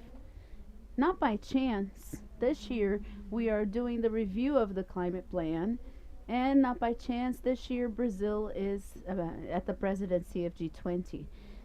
So ocean is one of the topics. It was very nice to include it, but let's include also in G20 the maritime spatial planning in this view of being the means for a blue sustainable economy and for the decarbonization. And let's also include the NDCs. This is one of the outcome documents of G20. This is very important as well. And in parallel to that, we are taking this chance, taking this exchange of experiences that are happening with the G20 countries. The climate plan in Brazil is being developed with two big subgroups: the subgroup of mitigation and the subgroup of adaptation. In mitigation, there will be also a sector of climate and ocean. No, that is not going to be a sector of climate and ocean in the mitigation, because we're not part of the budget of the carbon that is being emitted. We are absorbing this carbon. So let's leave it to adaptation. But in mitigation, we subdivided into 7 sectors, which are the emitters, so that they can share this budget and say how each one of them are going to reduce the emissions: the use of land, the use of soil, transportation, energy, agriculture, waste, and mining. So these are the sectors for mitigation. And for adaptation, we have 15 sectors. Coastal zones and ocean is one of the topics, but it converses with the others like biodiversity, tourism, cities, transportation, indigenous peoples, traditional peoples, agriculture and livestock, risk management and disaster management, energy, racial equality and fight against racism, water resources, and food safety. So we are now building the sector of oceans and coastal areas with several workshops. In May, we're going to have a big workshop. I'm giving you a spoiler, but that's what we're doing so that we can integrate with the other sectors, because coastal areas and maritime areas are also transversal to other topics, which this is in adaptation, but it doesn't mean that there doesn't mean that there aren't other activities for mitigation. For example, maritime area protected areas are also applicable for adaptation and mitigation, as well as recovery of mangroves and educational activities and many other activities that we're going to include as part of this plan. They converse with the others. So this is how we are putting together the plan of the Ministry of Environment. It is a very bold and daring plan because we have no time to waste. So we have to finish this until November so that we can send it to COP30. Into COP29, the countries have to start presenting their new NDCs for COP30 that is going to be in Belém in Brazil, and we may have lots of other good news then. Very nice. Thank you very much. I would still like to listen to Marina about the inclusion of the ocean climate solutions in the NDCs. You were the ones that brought us the bad news that there are not ocean solutions in NDCs. Maybe we can have some hope now with all of these actions, these ongoing actions, and the plan being reviewed. What is your view on this? Even though Brazil still doesn't have ocean in their NDCs, we have a positive trend between 2015 to 2023 of inclusion of oceans in the NDCs. That was a study carried out by WWF and partners. It is called Coastal Marine Ecosystem and Nature-Based Solutions in New and Updated NDCs. They discuss how this is being updated and what is missing. So some good news. We have a positive spin, a positive trend. Ocean is being more and more considered in the NDCs, but even though we are considering the importance of ocean-based solutions, there are still some actions to be developed. which goals we should include, which are the implementation measures, and these are discussions that are ongoing. We need to observe the ocean systemically to determine the indicators and do some research, the develop of mechanisms that guarantee the feasibility and transparency of these NDCs, and especially based on what Inas mentioned, it's important to strengthen the civil society, especially creating mechanisms for inclusion and discussion with the traditional peoples and communities. Besides, to have an actual advancement, it's important that this agenda is aligned with other international frameworks, as it was mentioned here. The ocean and the NDCs also has to do with biodiversity, has to do with other factors, and they all converse. The good news, of course, we always say that we need investment, and we do need investment, but the good news is that the investment in healthy oceans contributes significantly for the economy of the countries. There are countries that say that recovery of ecosystems and mangroves save up to 65 million a year. And for coral reefs, only here in Brazil we had a great study of the Boticário Foundation. The conservation of coral reefs saves $87 million per square kilometer of coral reefs in avoided damage. And it generates $1.4 billion in tourism only in the Brazilian Northeast. So I think we're in the right path. It is nice to reinforce that initiatives like Oceans 20 or the Ocean de Retru, as Inas said, they support this discussion on the mobilization of resources, and they generate a lot of hope for the inclusion of oceans in the NDCs and their implementation as well. Thank you, Marina. I had a last question, which was a provocation that had to be answered in 1 minute by each one of you, but I think it was already covered. Anyhow, I'm going to tell you what I formulated as a wrap-up. How can we accelerate the process of inclusion of oceans in the center of international discussions on climate change? Which are the paths to follow in short and medium term? I think we covered this in our discussions, but I will leave you with 1 minute so you can do your pitch. Ana Paula, Leticia, Marina, Ignace, and then we can wrap up because Tura has to race against time. I am within my time, Tura. Well, 1 minute pitch.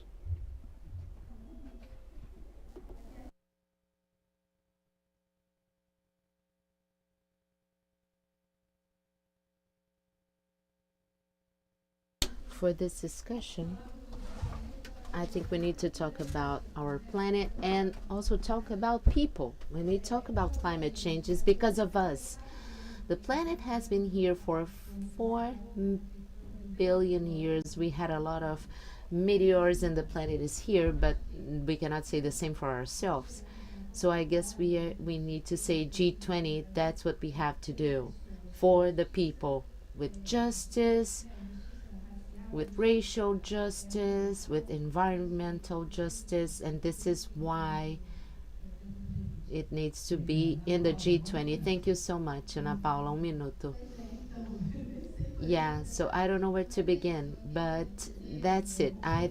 Just to add up, I'm not going to repeat everything she just said, but I think it's the engagement. We need to be together, the civil society, the academia, the research centers. This is a huge opportunity. We have the INPO with so many NGOs now. Look at my hair, it's almost totally white. And a few years ago, I didn't have any NGOs, and now we have so many NGOs engaged. So I think this partnership is really important. Us from the ministry, the environmental ministry, we are only able to work because of you, because of your cooperation. So I think this is the main thing. We have to work with a lot of communication, and we have to bring communication and information to society. Thank you, Marina. I'm sorry, but Ana Paula just told my pitch. That's what I wanted to say, that together we can go further, but I am going to talk about an invitation that I made to President Lula last year so that everybody could take a deep breath twice. This is the invitation. One of these deep breaths, your deep breath came from the ocean. So this is enough of a reason for us to get together and fight for the ocean. If this is not enough reason for us to understand that we are talking about our survival, I don't know what it is. So that's my pitch. Let's take a deep breath, take hands, and let's go forward. Thank you so much, Marina. O seu pitch, Ignacio. Eu não sei. As Marina, but no, but for me, I think the importance, first of all, is to say, you know, with the UN Global Compact and the partners, we came in this G20 process very, you know, with a lot of humility, joining a train of, you know, 3 countries from the global south, South Africa coming next, and trying to help countries to implement, look at the ocean agenda in a much more focused way. And this is, for me, you know, a beautiful outcome. We'll be able to bring what we will deliver in Brazil, bring that to South Africa, and to the US and so on, and to have a continuity of our engagement. And this is something we need to see much more. And you know, the COP process has launched out with the Troika, with UAE, Azerbaijan, and Brazil. And if we can replicate this model of continuity from one presidency to the other, I'm sure we will have much higher impact. Excellent. Well, ladies and gentlemen, I think we have achieved our purpose. As discussões foram. The discussions were amazing. I guess we were able to have different aspects, very relevant aspects, how we always highlighted, how was broadly broadcasted by our society, not only the ones present here, but those who are following us up through YouTube, and a round of applause for our panelists.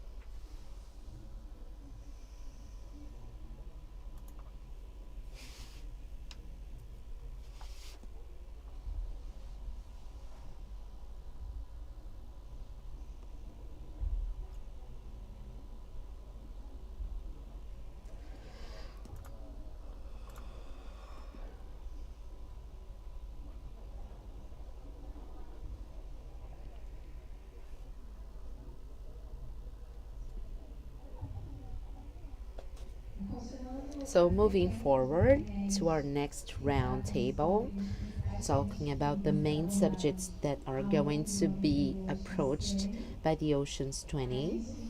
We are going now, in this small break between one round table and another, we are going to have a video from the 2030. This is a video that goes around our coordinatorship. This is a very interesting video that shows the main supporters of our event. So while people is setting up the video to show us, I'm going to invite here our next moderator, which is called Marine Management and Conservation. I am going to invite Professor Dr. Tawan Santos from Brazilian Naval War College, Brazilian Navy, to moderate our debate. Thank you, Tawan.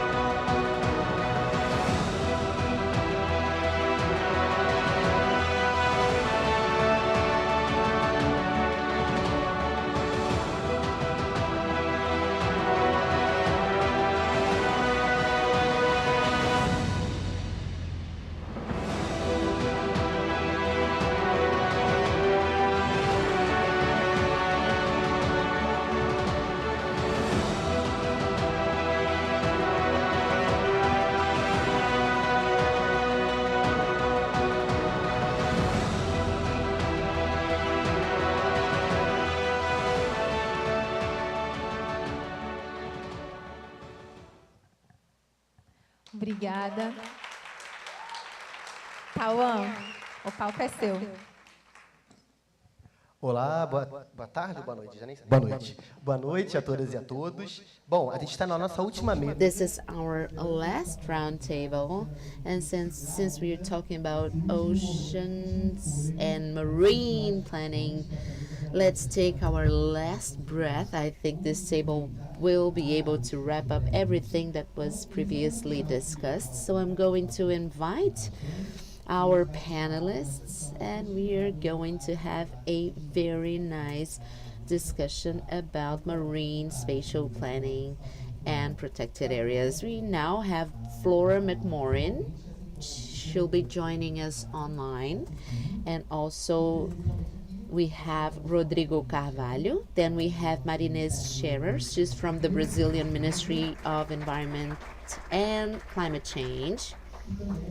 And also we have the presence here of Luis Pazos from the National Bank for Economic and Social Development. All right, I think I'll be there with you since we are 3 in person and 2 online.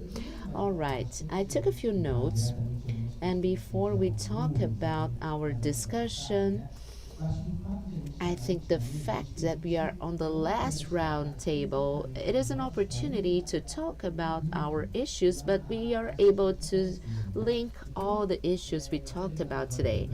I was joking with Andre, for instance, although we didn't have a specific table about the blue economy, all the tables talked about the role, the strategic role that blue economy has, not only on developing economically and generating jobs in a sustainable way, but in a very resilient way, in a way that is very inclusive and transparent, and also talking about decarbonization, another agenda that dialogues directly with our debate here in this roundtable, is how we are able to contemplate our local participation. When we are talking about ocean, we have to understand that this is a global agenda. We have international politics, we have international players, we have the UN agenda, IPCC, but I think what is really clear now by everything we've heard is that we are talking about ourselves. Marina said something so strong. We have to take 2 breaths. One comes from the ocean. So that's it. At the end of the day, we are talking about life on Earth, not something that is far away from our reality. I think this is key, and this is why this debate now is to talk about management, planning, and governance. How can we coordinate all these efforts to this main goal, or these main goals? We need to face all the challenges we have ahead of us. Like Ana Paula said, we have an ocean of challenges, and we are not able to address those challenges by crossing our arms. We need to make a deeper effort, a more engaged effort with this planning. I think this is to set the tone of this final roundtable. And I would also like to mention that our last roundtable, congratulations by the way, was really inspiring. They talked about a few important points, like we should be able to think about the need of having transparency, participation, and data. Without data, for us teachers and of the academia, without data, we are not able to have public investigations or research. We need database. We need to share experience. We need to share knowledge. We need to share technology, even South-South technology, so that we are really able to face the challenges that we have ahead of us. With that said, with no further ado, I'm here as a moderator, not as a panelist. So, Marinês, talking about the marine spatial planning, for us to have everybody at the same page. What is the marine spatial planning? Why is it so important to Brazil? This is my first question. And more so, how the marine spatial planning is able to contribute with the climate change in the case of Brazil.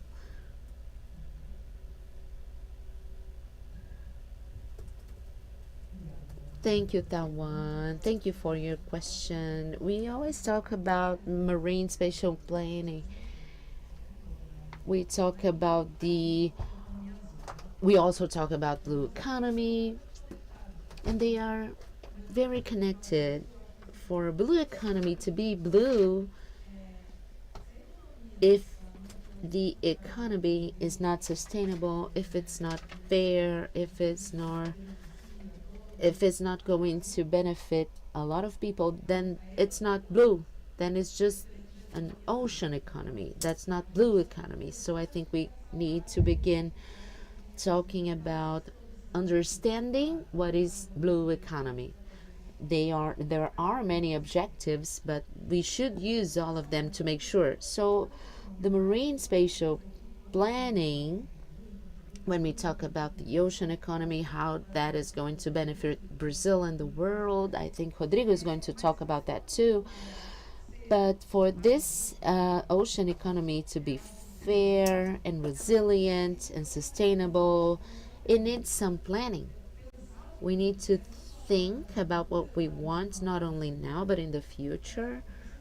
We need to think about what we want and plan it. And this planning needs some basic principles. I don't know if you know that Brazil has defined, to begin this discussion, Brazil established its own vision to the maritime spatial planning. This is available. This is a resolution, a formal resolution, but the main principles is to have an ecosystem base, to understand this flow, which is an ecosystem that is fully connected. We are all connected, ourselves, the environment, and all the environments themselves. In the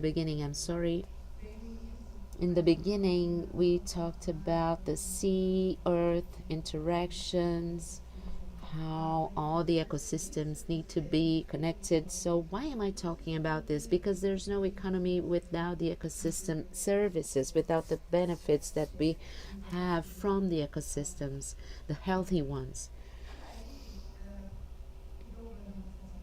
And so the maritime spatial planning, in order to keep all the healthy ecosystems, we should have maritime protected areas. This is how this planning is able to identify those areas when we have those areas that are not used by humans. And we need to think about the scenarios. And in this crisis that we are living right now, the maritime spatial planning has a big mission of thinking about our activities in the sea. How can we keep having those benefits?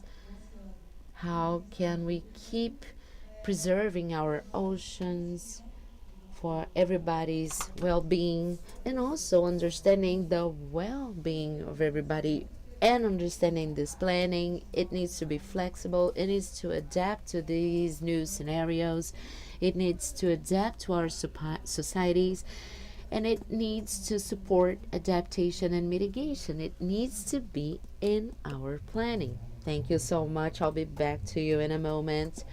Now I'm going to pass the floor to Pazos and afterwards to Flora.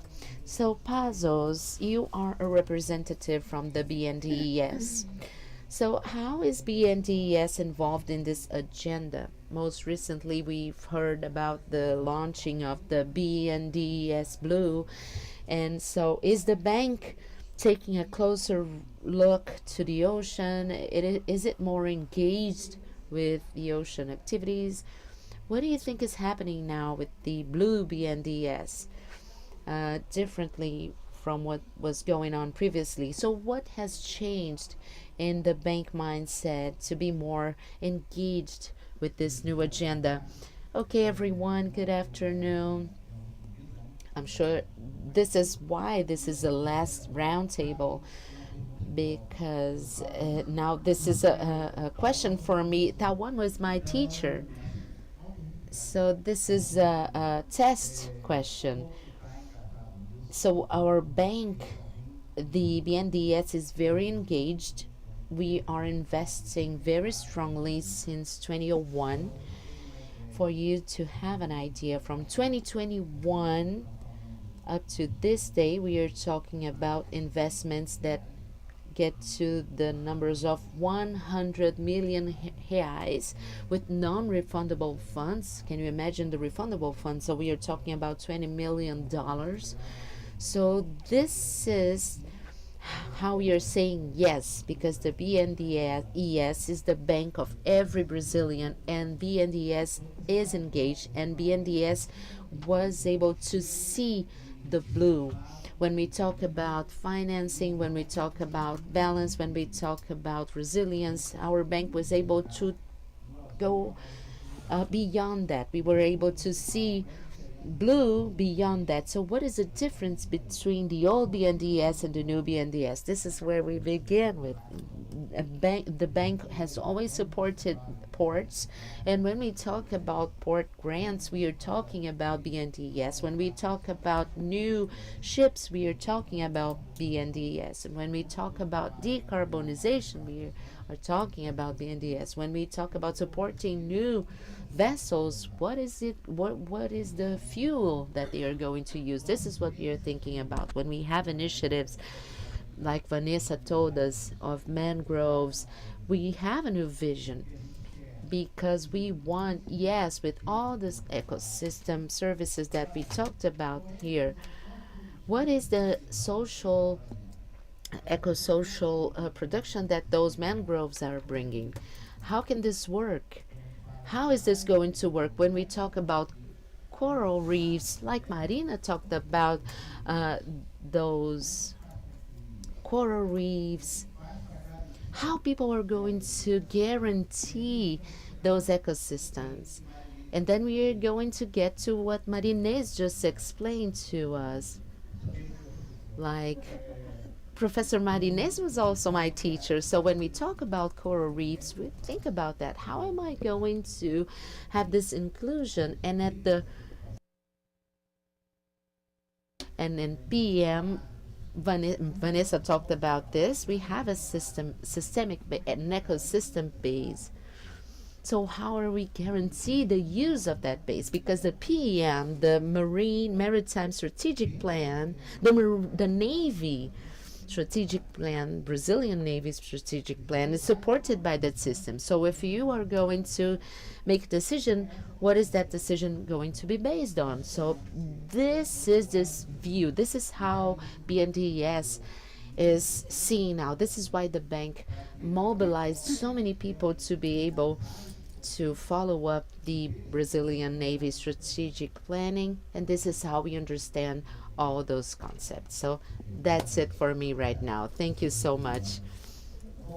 All right, then now I'm going to pass the floor to our guests. First of all, Flora, and I have a question for you, because from what Marinês and Pazos just said, it is clear the need to involve different actors when we are talking about planning and management of oceans. So we have an important participation of banks, research, universities, the academia, governments, local governments, but it is also important to bring to this debate the participation of the civil society. So Flora, how do you see civil society contributing to these challenges that we have right now? I could talk about many of them when we have the BNJJ ratification, the protected maritime areas, marine protected areas. How can we bring this important actor that is has so much diversity, and we talk that civil society, talking about civil society, how can we bring civil society to the table? How can we voice those actors? And even more than that, how from this participation of civil society, how can we guarantee justice and ocean equity? This is something that is happening, that we can see a lot in the international culture. Thank you so much. Obrigada, professor Tawan. É um prazer estar aqui com vocês nesse evento inicial. Coalition of over 600 civil society organizations, philanthropy and businesses across the world. And so I'm going to repeat what I've heard today in many of the other sessions, which it's about collaboration. So we work with our network to protect, conserve and equitably govern the ocean. And our priorities include some of those that you just mentioned, so the BBNJ, or the High Seas Treaty as it is known, which was agreed a year ago. So after 20 years of negotiations, which civil society played a pivotal part in getting government to that stage, it was agreed. And then to enter into force, to have any impact, it needs at least 60 countries to ratify it. So we've heard earlier that the government of Brazil has an aim to ensure this agreement succeeds in an earlier panel, and civil society is also actively engaging in supporting that process. So in the time since the BNJ, the High Seas Treaty, was open for signatures, which was September last year, 88 countries, including Brazil, have signed it, but only 2, almost 3, have ratified. Those 3 were from developing countries, so Palau, Chile, and the Seychelles are in the process. And the race to ratification is on, but there's a long way to go. And the UN and civil society is calling for entry into force, so that ratification of more than 60 countries by the UN Ocean Conference next year. So that's only a year and a bit to go. This has been done before. There is a precedent. So the Paris Climate Agreement was ratified within a year. But ratification is slightly more complicated than signing. The treaty needs to be translated into national legislation within each member state's country. And Rise Up, as a big coalition of organizations, civil society organizations, are helping and supporting with this work. So we're doing things like facilitating a workshop in India with the High Seas Alliance for 7 countries, aimed at educating the attendees about the High Seas Treaty and the ratification process. And we're supporting our coalition on engaging with their government decision makers. But it's moments like the G20 that are critical to build this momentum. And with Brazil's leadership and with collaboration between governments and civil society, we can raise ambition and build collective action. So alongside the High Seas Treaty, we also need effective, inclusive and equitable implementation of the Global Biodiversity Framework. We heard earlier that there's a big overlap between the climate change and biodiversity, and this was agreed in December 2022. 188 governments who have signed it have committed to demonstrating progress towards meeting its targets. So to meet target 3 of the GBF, the Global Biodiversity Framework, which includes the 30 by 30 goal, which is protecting 30% of the land and ocean by 2030, we need effective high seas MPAs. So as discussed in earlier panels, to be effective, countries must adopt this inclusive approach, so back to collaboration, that acknowledges the diverse nature of the ocean. And to do this, states need to include the voices of small-scale fishers, local communities, indigenous people who hold invaluable knowledge and experience that can greatly inform our policies and decision-making processes. And the Ocean 20 Engagement Group is a great example of this, and Rise Up is really grateful to be a member. So we think, in conclusion, that with political urgency, governments can move really fast, and it's speed that we need now. And civil society can help to keep up the pressure to push for effective, inclusive implementation of international agreements through a human rights-based approach. Obrigado. Não, de fato, acho que seus pontos. I guess you made very important points, because this is how we are going to tackle all the different subjects, from the different roundtables that we have seen today, climate change, participation of civil society, and the smaller communities that are most vulnerable, like indigenous peoples, and they fear climate change, they suffer climate change. So your points were very clarifying. Now I'm going to pass the floor. Lastly, but I'm going to ask Mr. Rodrigo Carvalho, please, can you explain to us, when we talk about maritime spatial planning, when we talk about Brazil's continental dimensions, we are going to hear about the Blue Amazon, or Amazônia Azul. People talk a lot about the Blue Amazon, but the local communities don't know about it. So I would like to ask you, Rodrigo, so finally, what is the Blue Amazon? And in your perception, what are the main potentialities to our reality? And what are the main vulnerabilities today that we are facing to deal with Brazil's continental dimensions?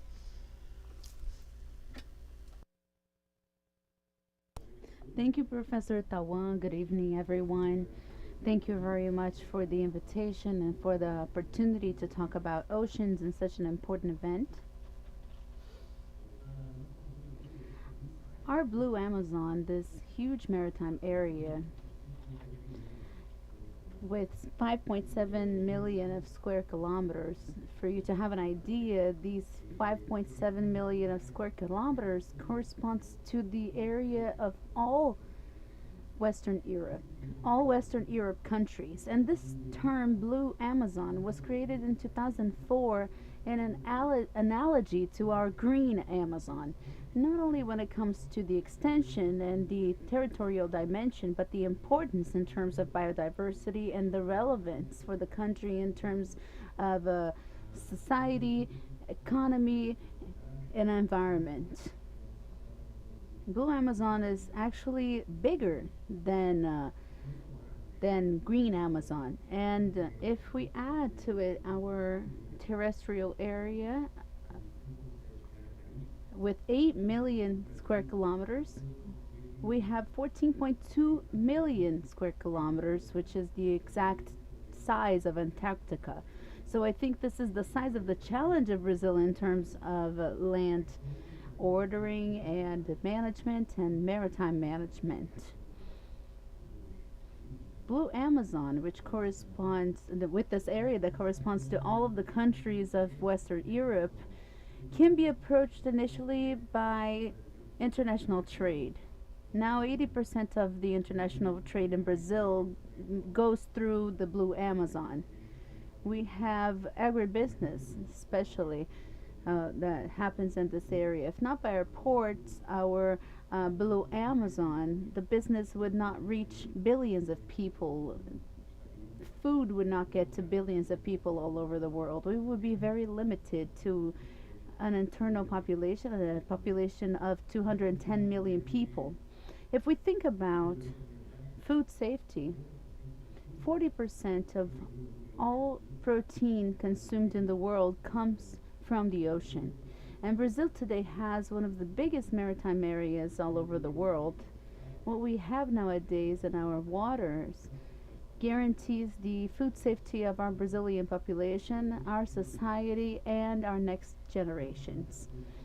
If we talk about energy transition, nowadays Blue Amazon has 3 big hotspots among the best hotspots for wind power farms. We have the hotspot in the northeast, in the southeast, and in the south of Brazil, still on energy transition and support to transportation. We have minerals that are fundamental to make this energy transition happen, like lithium and cobalt. If we talk about carbon sequestration, we have a sea coast with 8,000 kilometers of coast approximately, and most of this sea coast is made up of mangroves, a very important ecosystem in this carbon sequestration. In terms of importance for our economy and our population itself, today 20% of the Brazilian GDP approximately comes from the Blue Amazon. So if we think about employment, we're talking about 25% of the jobs generated in the country that come directly or indirectly from Blue Amazon. I would say that this is one of the biggest potentials that we have. Now when it comes to vulnerabilities, there is a quote that represents our Blue Amazon, which is, everybody that has great wealth in the sea has the responsibility to protect it. So I think this is the challenge that we have today.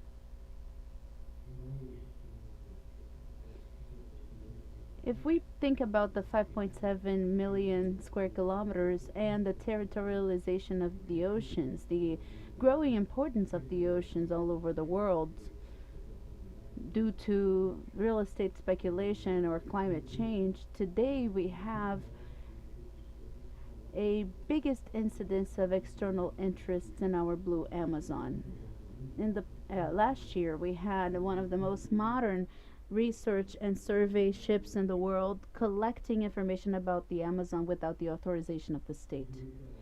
I would say that the protection and defense of this huge area will be one of the greatest challenges, and we can associate these problems that I've just mentioned to environmental pollution, counterfeit, and human trafficking that happens in our maritime borders if they're not protected and if they're not well defended. So I would say that these are the greatest challenges that we have. We have this great wealth, but also these great challenges that grow with as the resources grow, and as the markets the countries search for new markets for food, minerals, or other goods and assets. Thank you very much, Rodrigo. I think from the initial speech by Rodrigo, it was very clear to understand the complexity of what it is to deal with this Blue Amazon. As Rodrigo said, we're talking about 5.7 million square kilometers for a country to deal with all the economic activity that is existing in this area. As he mentioned, transportation, energy. Our Brazilian oil is practically all offshore. Over 90% of the Brazilian oil comes from offshore. All the transportation, the potential of tourism. So coordinating all of this is not something trivial. And the title of this table is Management and Conservation. Maritime management and conservation. And from what Rodrigo said, I think it's important to consider that we have to defend the sovereignty of these resources, which has a lot to do with the concept of Blue Amazon. And looking at the resilient, inclusive, sustainable, circular economy, we have to understand that it has to be in line with all of the regulation and legislation and the international debate on the governance of the oceans. I think it's an important point. I will move back to Marinês. It is complex, right? Each sector here has their own policies, their own ministries, their own rules, and their own way to think and to do politics. And coordinating all of this now does not seem something trivial. The challenge that we have is not simple. Having said that, Marinês, what, in your opinion, would be the social and governmental factors that are paramount for this process of the formulation of the PEM here in Brazil? Thank you, Tawa. Brazil already has a discussion forum for the maritime spatial planning in the context of the Interministerial Committee of Sea Resources, coordinated by Rodrigo, who is here, and the Ministry of Environment also helps in the coordination of the maritime spatial planning that gathers series of ministries that work with public policies from these different sectors that have to be heard and have to be in the discussion. So the maritime spatial planning means negotiation. We have to sit around the same table. And in the sense, besides the ministries, it's very important to have the participation of the society in this process. So the discussion processes, when they start, we are already starting with them in the south of Brazil. They have to bring this society that is there, the organized civil society and the sectors, to discuss all of this. And to echo my colleagues from the previous roundtable, he talked about the necessary engagement, and we also need the society to know what this is. Nobody is going to engage with a subject that they don't know, so communication is very important. As our colleague here said in the previous roundtable, the civil society pressured the governments to signing the BBNJ. If they didn't know this spatial planning, they wouldn't have. And if the society doesn't know, we're going to lose pressure for the next public policies. Thank you, Marinês. I think this is along the same lines as Flora's initial speech, the relevance of the engaged civil society. And in the previous roundtable, we also had a highlight on the need to bring people to the debate, and much more than that. When they said here, everything somehow went through a ship or was on a ship.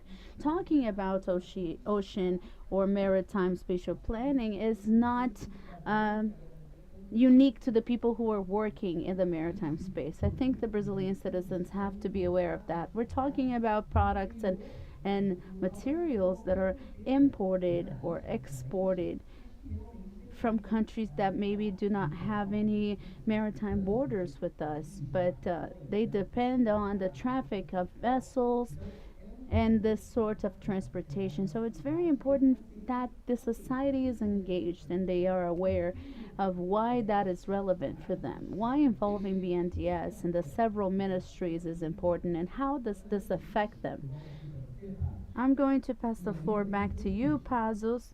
And I would like to know, you already mentioned that this was a previous practice of the bank, looking at these sectors of energy, offshore, navigation, but looking specifically at the current view of BNDES, how do you see the possibility of potential partnerships with different entities in the sense of stimulating and pushing the bank towards this agenda? Tawa, I'm going to mention Vanessa's speech. She spoke before us in the previous roundtable. She already explained that the bank is and will always be open to dialogue. We believe that the best construction is made by many hands. I think with time we will be able to get there. The bank today is able to observe everything that was mentioned here, but I'm going to bring you one single different ingredient. We're talking about the maritime space, the seacoast space, but what about the sand in our beaches? Those who are from Rio know what I'm talking about. What is the commerce that happens in our sand, and what is the size of this commerce? I'm talking about the iced tea salesperson or the crackers salesperson, the person that rents chairs and umbrellas at the beach. This is also a blue economy, and that is also conservation. If I sell my iced tea in a plastic cup, this plastic cup will end up in the water. If I change something, I change everything. So in an example that we live, and those who live in the seacoast often see this happening, we'll only be able to have a solution for this if we have partnerships, and these are international and national partnerships. These are partnerships that assume everything that we discussed here. Knowledge, as Marina said, and the need to engage everybody. It's not only your plastic cup, it's the plastic cup of many people who were consuming the iced tea at the beach. We were impressed when Mariana said that. She said that the tourism in the Northeast is 1 billion. Here in Rio de Janeiro, our beach economy, according to a study already published by Sebrae, in its peak, it can generate at least 2 billion reais a year in this beach economy, selling iced tea and cookies, grilled cheese, renting chairs and renting umbrellas. This is very important. So I think when we discuss here, we have to expand our horizons. We have to be able to see all of this. And we have to see that what is happening in our sands is also blue economy. And as Marina said, it is also sustainable. Perfect, Pazos. And you're echoing what we already discussed here, which is, even though we have this recent study by Sebrae, if we go beyond the state of Rio de Janeiro, this data of the maritime tourism in Brazil is non-existent, or it doesn't have any official data. The same thing happens if we research the data on fishing. Some of the data is very outdated, depending on the sector and the level. So we are working with blue economy and sustainable economy, and we have a scarcity of updated data or official data that hamper formulation of public policies on our side, and it prevents us from understanding what demands should be prioritized. Because there are demands, and they are many, but how are we going to prioritize them and list them and rank them? So I will move back to a question for Flora, in the sense there are many demands, right, Flora? But which would be the main demands that you would highlight from the civil society related to this governance? Sorry. Eu vou voltar. I'm going to move back to the question. Sorry, I wasn't finished. What are the demands that you deem important from the civil society to be addressed in this agenda? Do you see any singularity, for example, for countries in development, in the global south like Brazil, in this requests from civil society when it comes to this agenda? From Rise Up's point of view, we ran a survey of our network last year, and the key issues that came up were small-scale fisheries, so preferential access areas for small-scale fisheries within their territories where they're living, and the ratification and entry into force of the High Seas Treaty. Related to the small-scale fisheries, the implementation of 30 by 30 in an equitable, inclusive, and through a human rights-based approach. So that's the global biodiversity framework from the CBD process, and a moratorium on deep-sea mining is another one of the issues that came up from our network. And I think that I've heard today that the Brazilian government has a priority on the ratification of the High Seas Treaty, which I'm really pleased to hear about.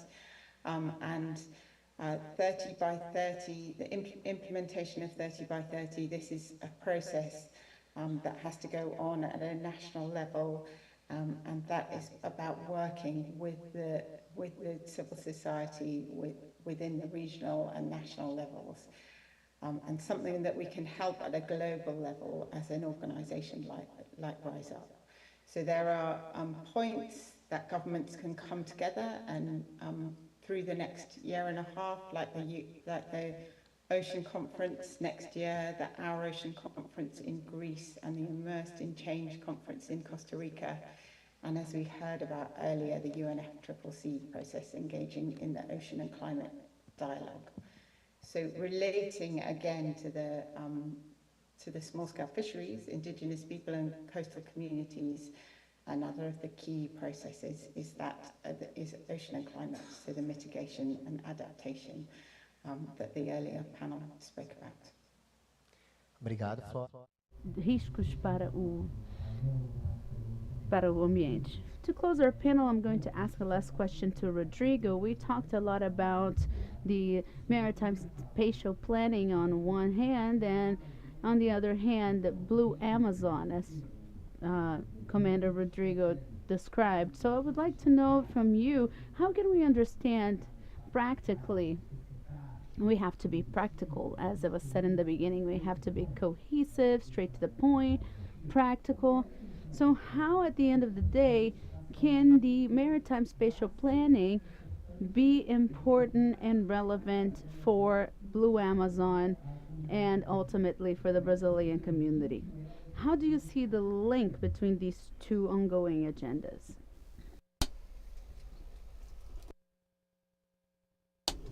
So the maritime spatial planning is very important for our Blue Amazon, and I'm going to explain why.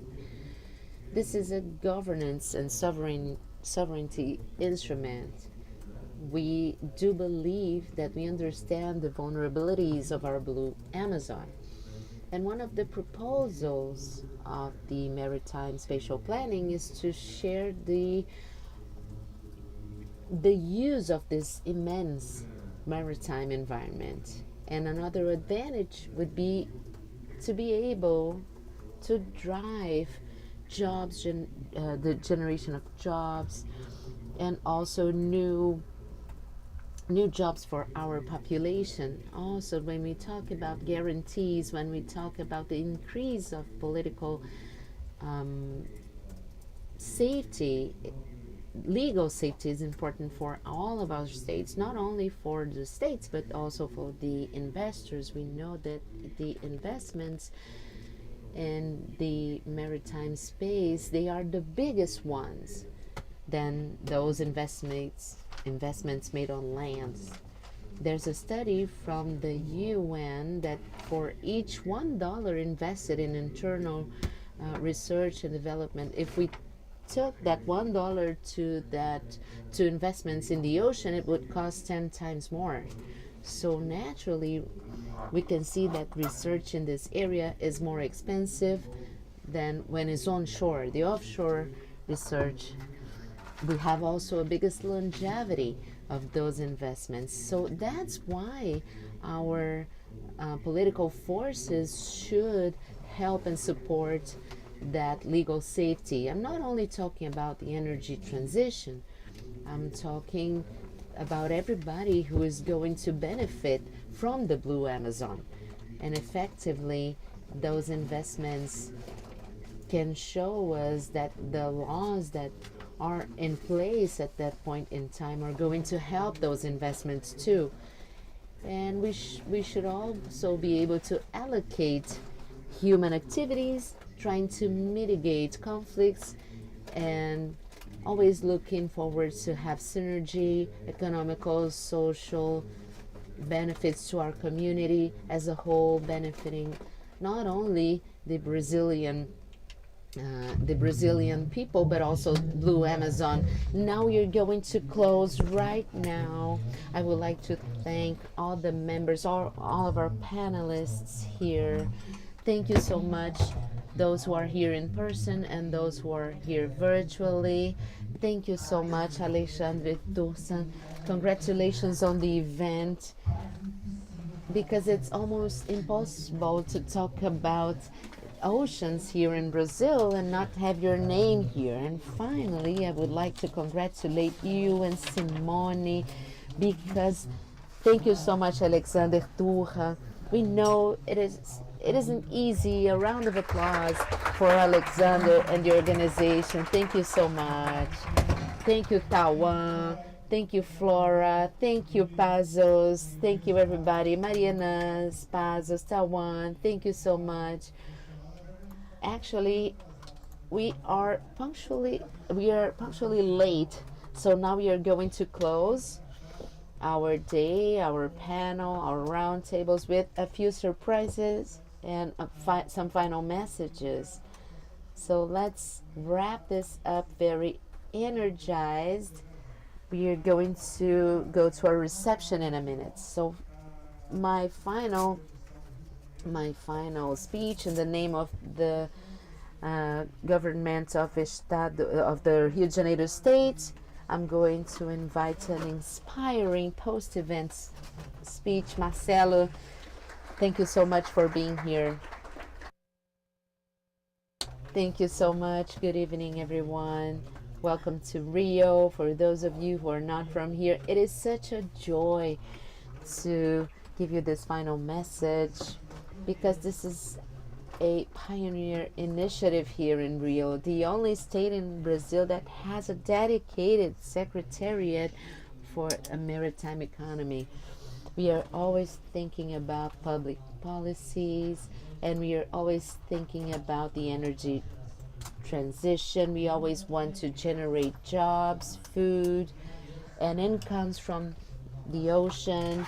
We have a partnership with SEAS, which is our Secretariat of Environment and Sustainability.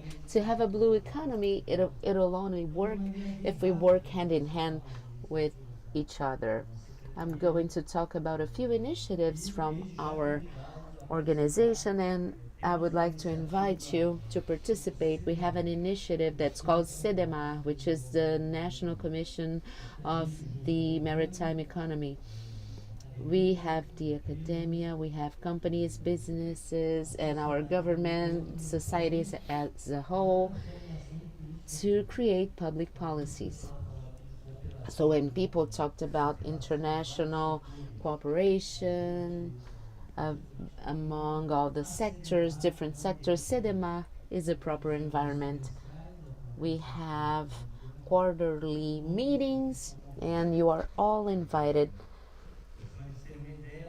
For you to have an idea, our next meeting will be Commander Beirão. We are going to talk about public policies methodologies. So we are there. We don't want to be discussing only technical affairs, but we want to talk about public policies to all the areas that have something to do with the ocean. So we also have the Blue Portal. We are living the fourth industrial revolution, and connectivity, AI, is at our disposal. So we need to work with this kind of technology in this moment now in our history to promote blue economy. So we are trying to create a portal with investors, with wells, everything in the sea, everything in one place, only all the municipalities. This is another initiative that we have. We are creating the first blue consortium in Brazil. We have 27 coastal cities, because life happens on those cities.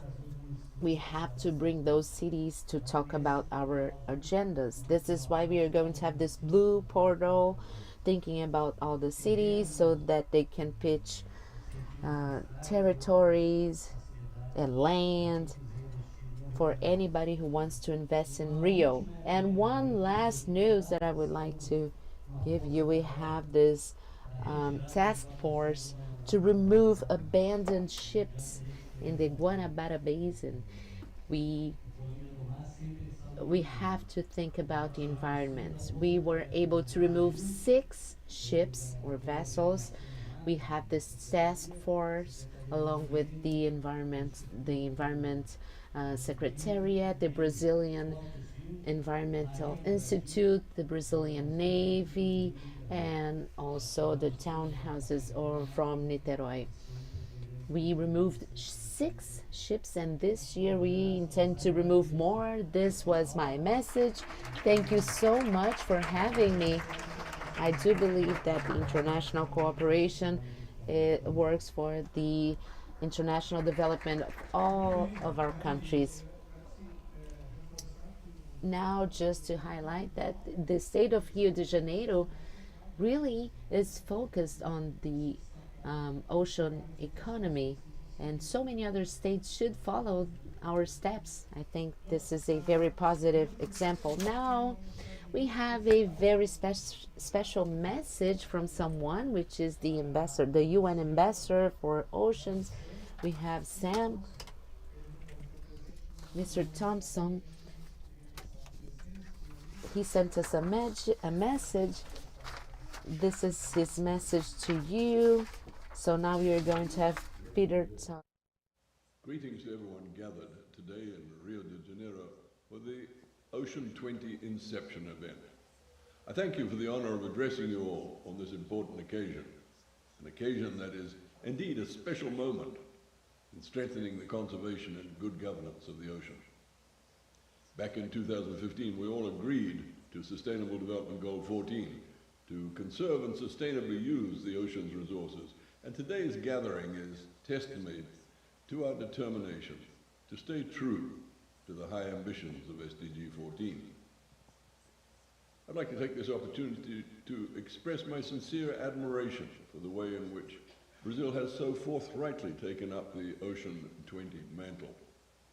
Brazil's utilization of its G20 presidency to elevate ocean interests in the global agenda is going to be deeply appreciated by smaller countries and island states around the world, whose wishes for better ocean governance are often frustrated.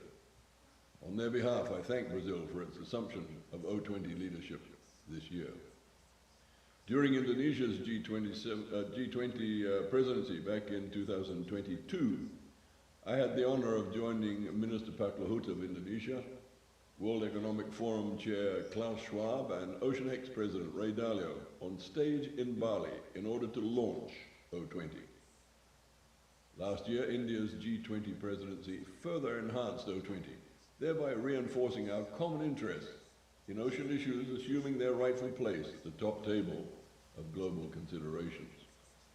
Logic dictates this is as it should be on a blue planet in which 90% of the living space exists within the ocean. I'd also like to commend the Brazilian presidency for its dedication to facilitating civil society participation in the O20 process. This is also as it should be, for in the challenging times in which we live, the role of civil society and the private sector is absolutely central to the development of a sustainable ocean economy. In saying that, I emphasize the word sustainable. We are definitely not interested in the development of an ocean economy involving one more round of linear exploitation of finite planetary resources. In these days of the triple planetary crisis, the sustainable ocean economy must be nature positive, with circularity, equity, and innovation as its hallmarks. The record shows that inclusivity is key to achieving the common good. Thus, I'm pleased to recognize the work of the UNESCO Chair for Ocean Sustainability, the World Economic Forum, UN Global Compact, the National Institute of Ocean Research, the Brazilian Fund for Biodiversity, and Rise Up in co-chairing and actively collaborating in the O20 engagement group. It is very encouraging to observe the determination of the co-chairs and the knowledge partners to be champions of ocean conservation through the O20 process. I say encouraging because putting the principle of intergenerational justice into action demands that we conserve and only sustainably use the resources of the ocean. When it comes to multilateral environmental agreements, ladies and gentlemen, great strides were taken in recent times when the Kunming-Montreal Global Biodiversity Framework was adopted with its target of protecting 30% of the planet by 2030. And then with the BBNJ agreement being achieved at the United Nations, we finally had the means to effectively govern the high seas. The great challenge now is to identify biodiversity-rich swathes of the ocean that we can then protect under the provisions of the High Seas Treaty, with the 30 by 30 ambition only achievable if we begin the national, regional, and global work required immediately. And then when it comes to SDG 14's targets on controlling marine pollution and banning harmful fisheries subsidies, we still have much to do. In both cases, it's evident that the O20 process can be a potent agent of change. The plastic treaty is currently under negotiation, and if we wish to bring a stop to the ocean being used as the ultimate dump for plastic and microplastics, we must all demand a meaningfully robust treaty. Only through a circular, nature-friendly treaty outcome can we be assured of an end to marine plastic pollution. Of course, man's pollution of the ocean is much more than plastic, and good governance demands the advent of stringent national and international regulations to control chemical pollution, along with that of runoff from adjacent lands of fertilizers and sewage and excess nutrients. If we desire a healthy ocean, curbing noise pollution and its ill effects on marine ecosystems from shipping and sonars and such activities as offshore drilling and underwater seismic exploration devices, it's also worthy of concerted national and international attention. Meanwhile, the travesty of $20 billion or more of public money is being spent annually subsidizing industrial fishing fleets to go out and scour the seas in search of diminishing global fish stocks. This must end.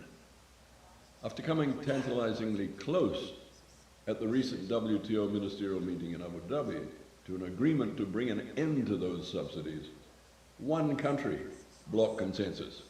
And so the travesty continues. The good influence of O20 with its powerful network and outreach could well help us find the ways of meeting these outstanding SDG 14 targets. And I encourage you to engage accordingly. If we're going to achieve the universally agreed goals of the Sustainable Development Agenda, we must respect the indivisibility of the 17 SDGs. They have to be approached through a human rights-based methodology and with capacity-building efforts in the global south at the forefront. But we cannot cherry-pick which of the targets we do and do not support and then expect the whole to succeed. The ocean is indeed the common heritage of humankind, and regardless of where we live in the world, we all depend on it. The mantra goes, no healthy planet without a healthy ocean, and the ocean's health is currently measurably in decline. So the existential task at hand is to stop that decline and to develop a truly sustainable ocean economy. Tangible actions delivering meaningful results are required of us all. Ladies and gentlemen, it is said that the ocean is the backbone of the global economy.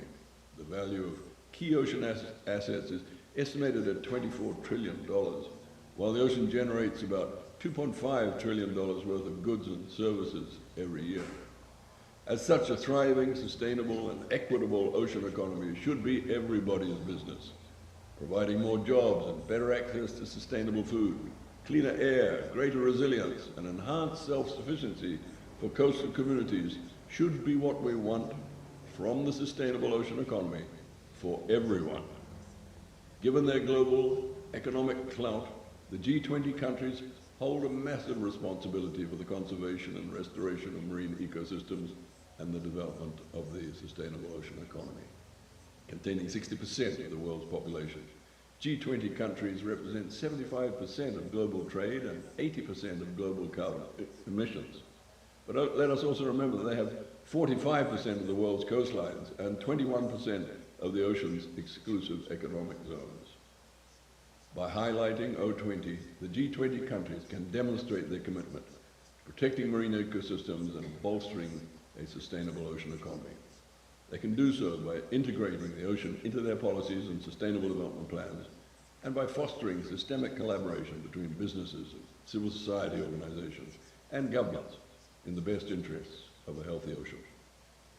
For G20 countries, protecting the ocean's value and ensuring the long-term sustainability of the ocean economy represents a tremendous opportunity to address many of the priorities set out in the G20 agenda, including stimulating economic growth, jobs, and innovation.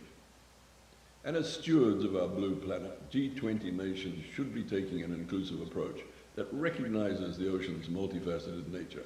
A good example would be greater acknowledgement of the crucial role played by small-scale fishers. These communities, often overlooked, possess a wealth of knowledge and experience to inform our policies and decisions. Ladies and gentlemen, in conclusion, the third UN Ocean Conference is only 15 months away now. It will be held in Nice, in France, from 9th to 13th of June next year, co-hosted by the governments of France and Costa Rica. In our pursuit of SDG 14's faithful implementation, I hope to meet many of you there. I've no doubt that under Brazil's leadership, we'll be able to reflect on the fact that the O20 process has been a positive force in moving that implementation towards the blue fulfillment that we all seek. And I thank you for your kind attention. Muito bem, pessoal. Peter Thompson. Eu creio que ele consegue envelopar muito bem o que a gente discutiu aqui hoje e essa mensagem eu acho que, né, segue adiante para a gente continuar. Antes da gente dar a mensagem final de que temos agora uma recepção, esperando todos os sobreviventes aqui dessa maratona de conteúdo e de inspiração. Queria agradecer a todos e todas que estiveram aqui presentes pessoalmente e nas redes sociais, acompanhando o evento e se manifestando. Queria novamente agradecer aos co-conveners desse movimento, desse processo. Process, Oceans 20, the UNESCO Chair for Sustainability, the UN Global Compact with its Brazilian branch, FUNBIO, the Brazilian Fund for Biodiversity, INPO, the National Institute of Ocean Research, and the World Economic Forum. I would also like to thank our supporters, the state government of Rio de Janeiro, especially the Commission for G20, the Institute for the Environment in NEA, the Secretariat of Environment and Sustainability, Rio 2030, the Oceano Limpo Network, the Project Ilhas do Rio, and the municipal government of Rio de Janeiro. I would also like to thank the organizing teams of the Ocean 20 and the supporters that worked non-stop for this event to happen. So we have here, besides Simone, I would like to ask for a round of applause to Simone. You don't know the story, but we got to know each other studying crustacea a while ago. Monique Torres Fernandes, Agatha Tomasi, Raíza Muniz, Daniele Silva, Luciana Xavier, and other names.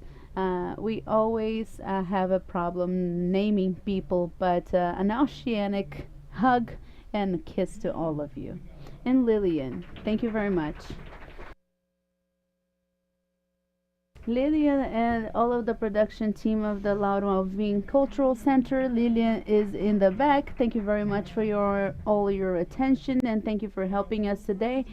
For us to continue the dialogues initiated this afternoon, we invite the people who are here to go to the gallery on the second floor to visit the exhibit, A Hope Spot in Rio de Janeiro, Maritime Areas Protected, followed by a third floor cocktail in front of the beach. And those who are watching us on YouTube, it was a pleasure being with you. We hope this event was inspiring and that it motivates your participation in the next G20 activities. Suggest ocean dialogue so that we can deepen the topics that involve more and more people, from the youth, traditional communities, specific groups, and I'm going to close with my slogan. We cannot leave these meetings upset. We cannot say that it is bad, but it could be worse. I think we should always hope for the best. Thank you very much. Let's go to the receptions. Thank you very, very much, and see you soon.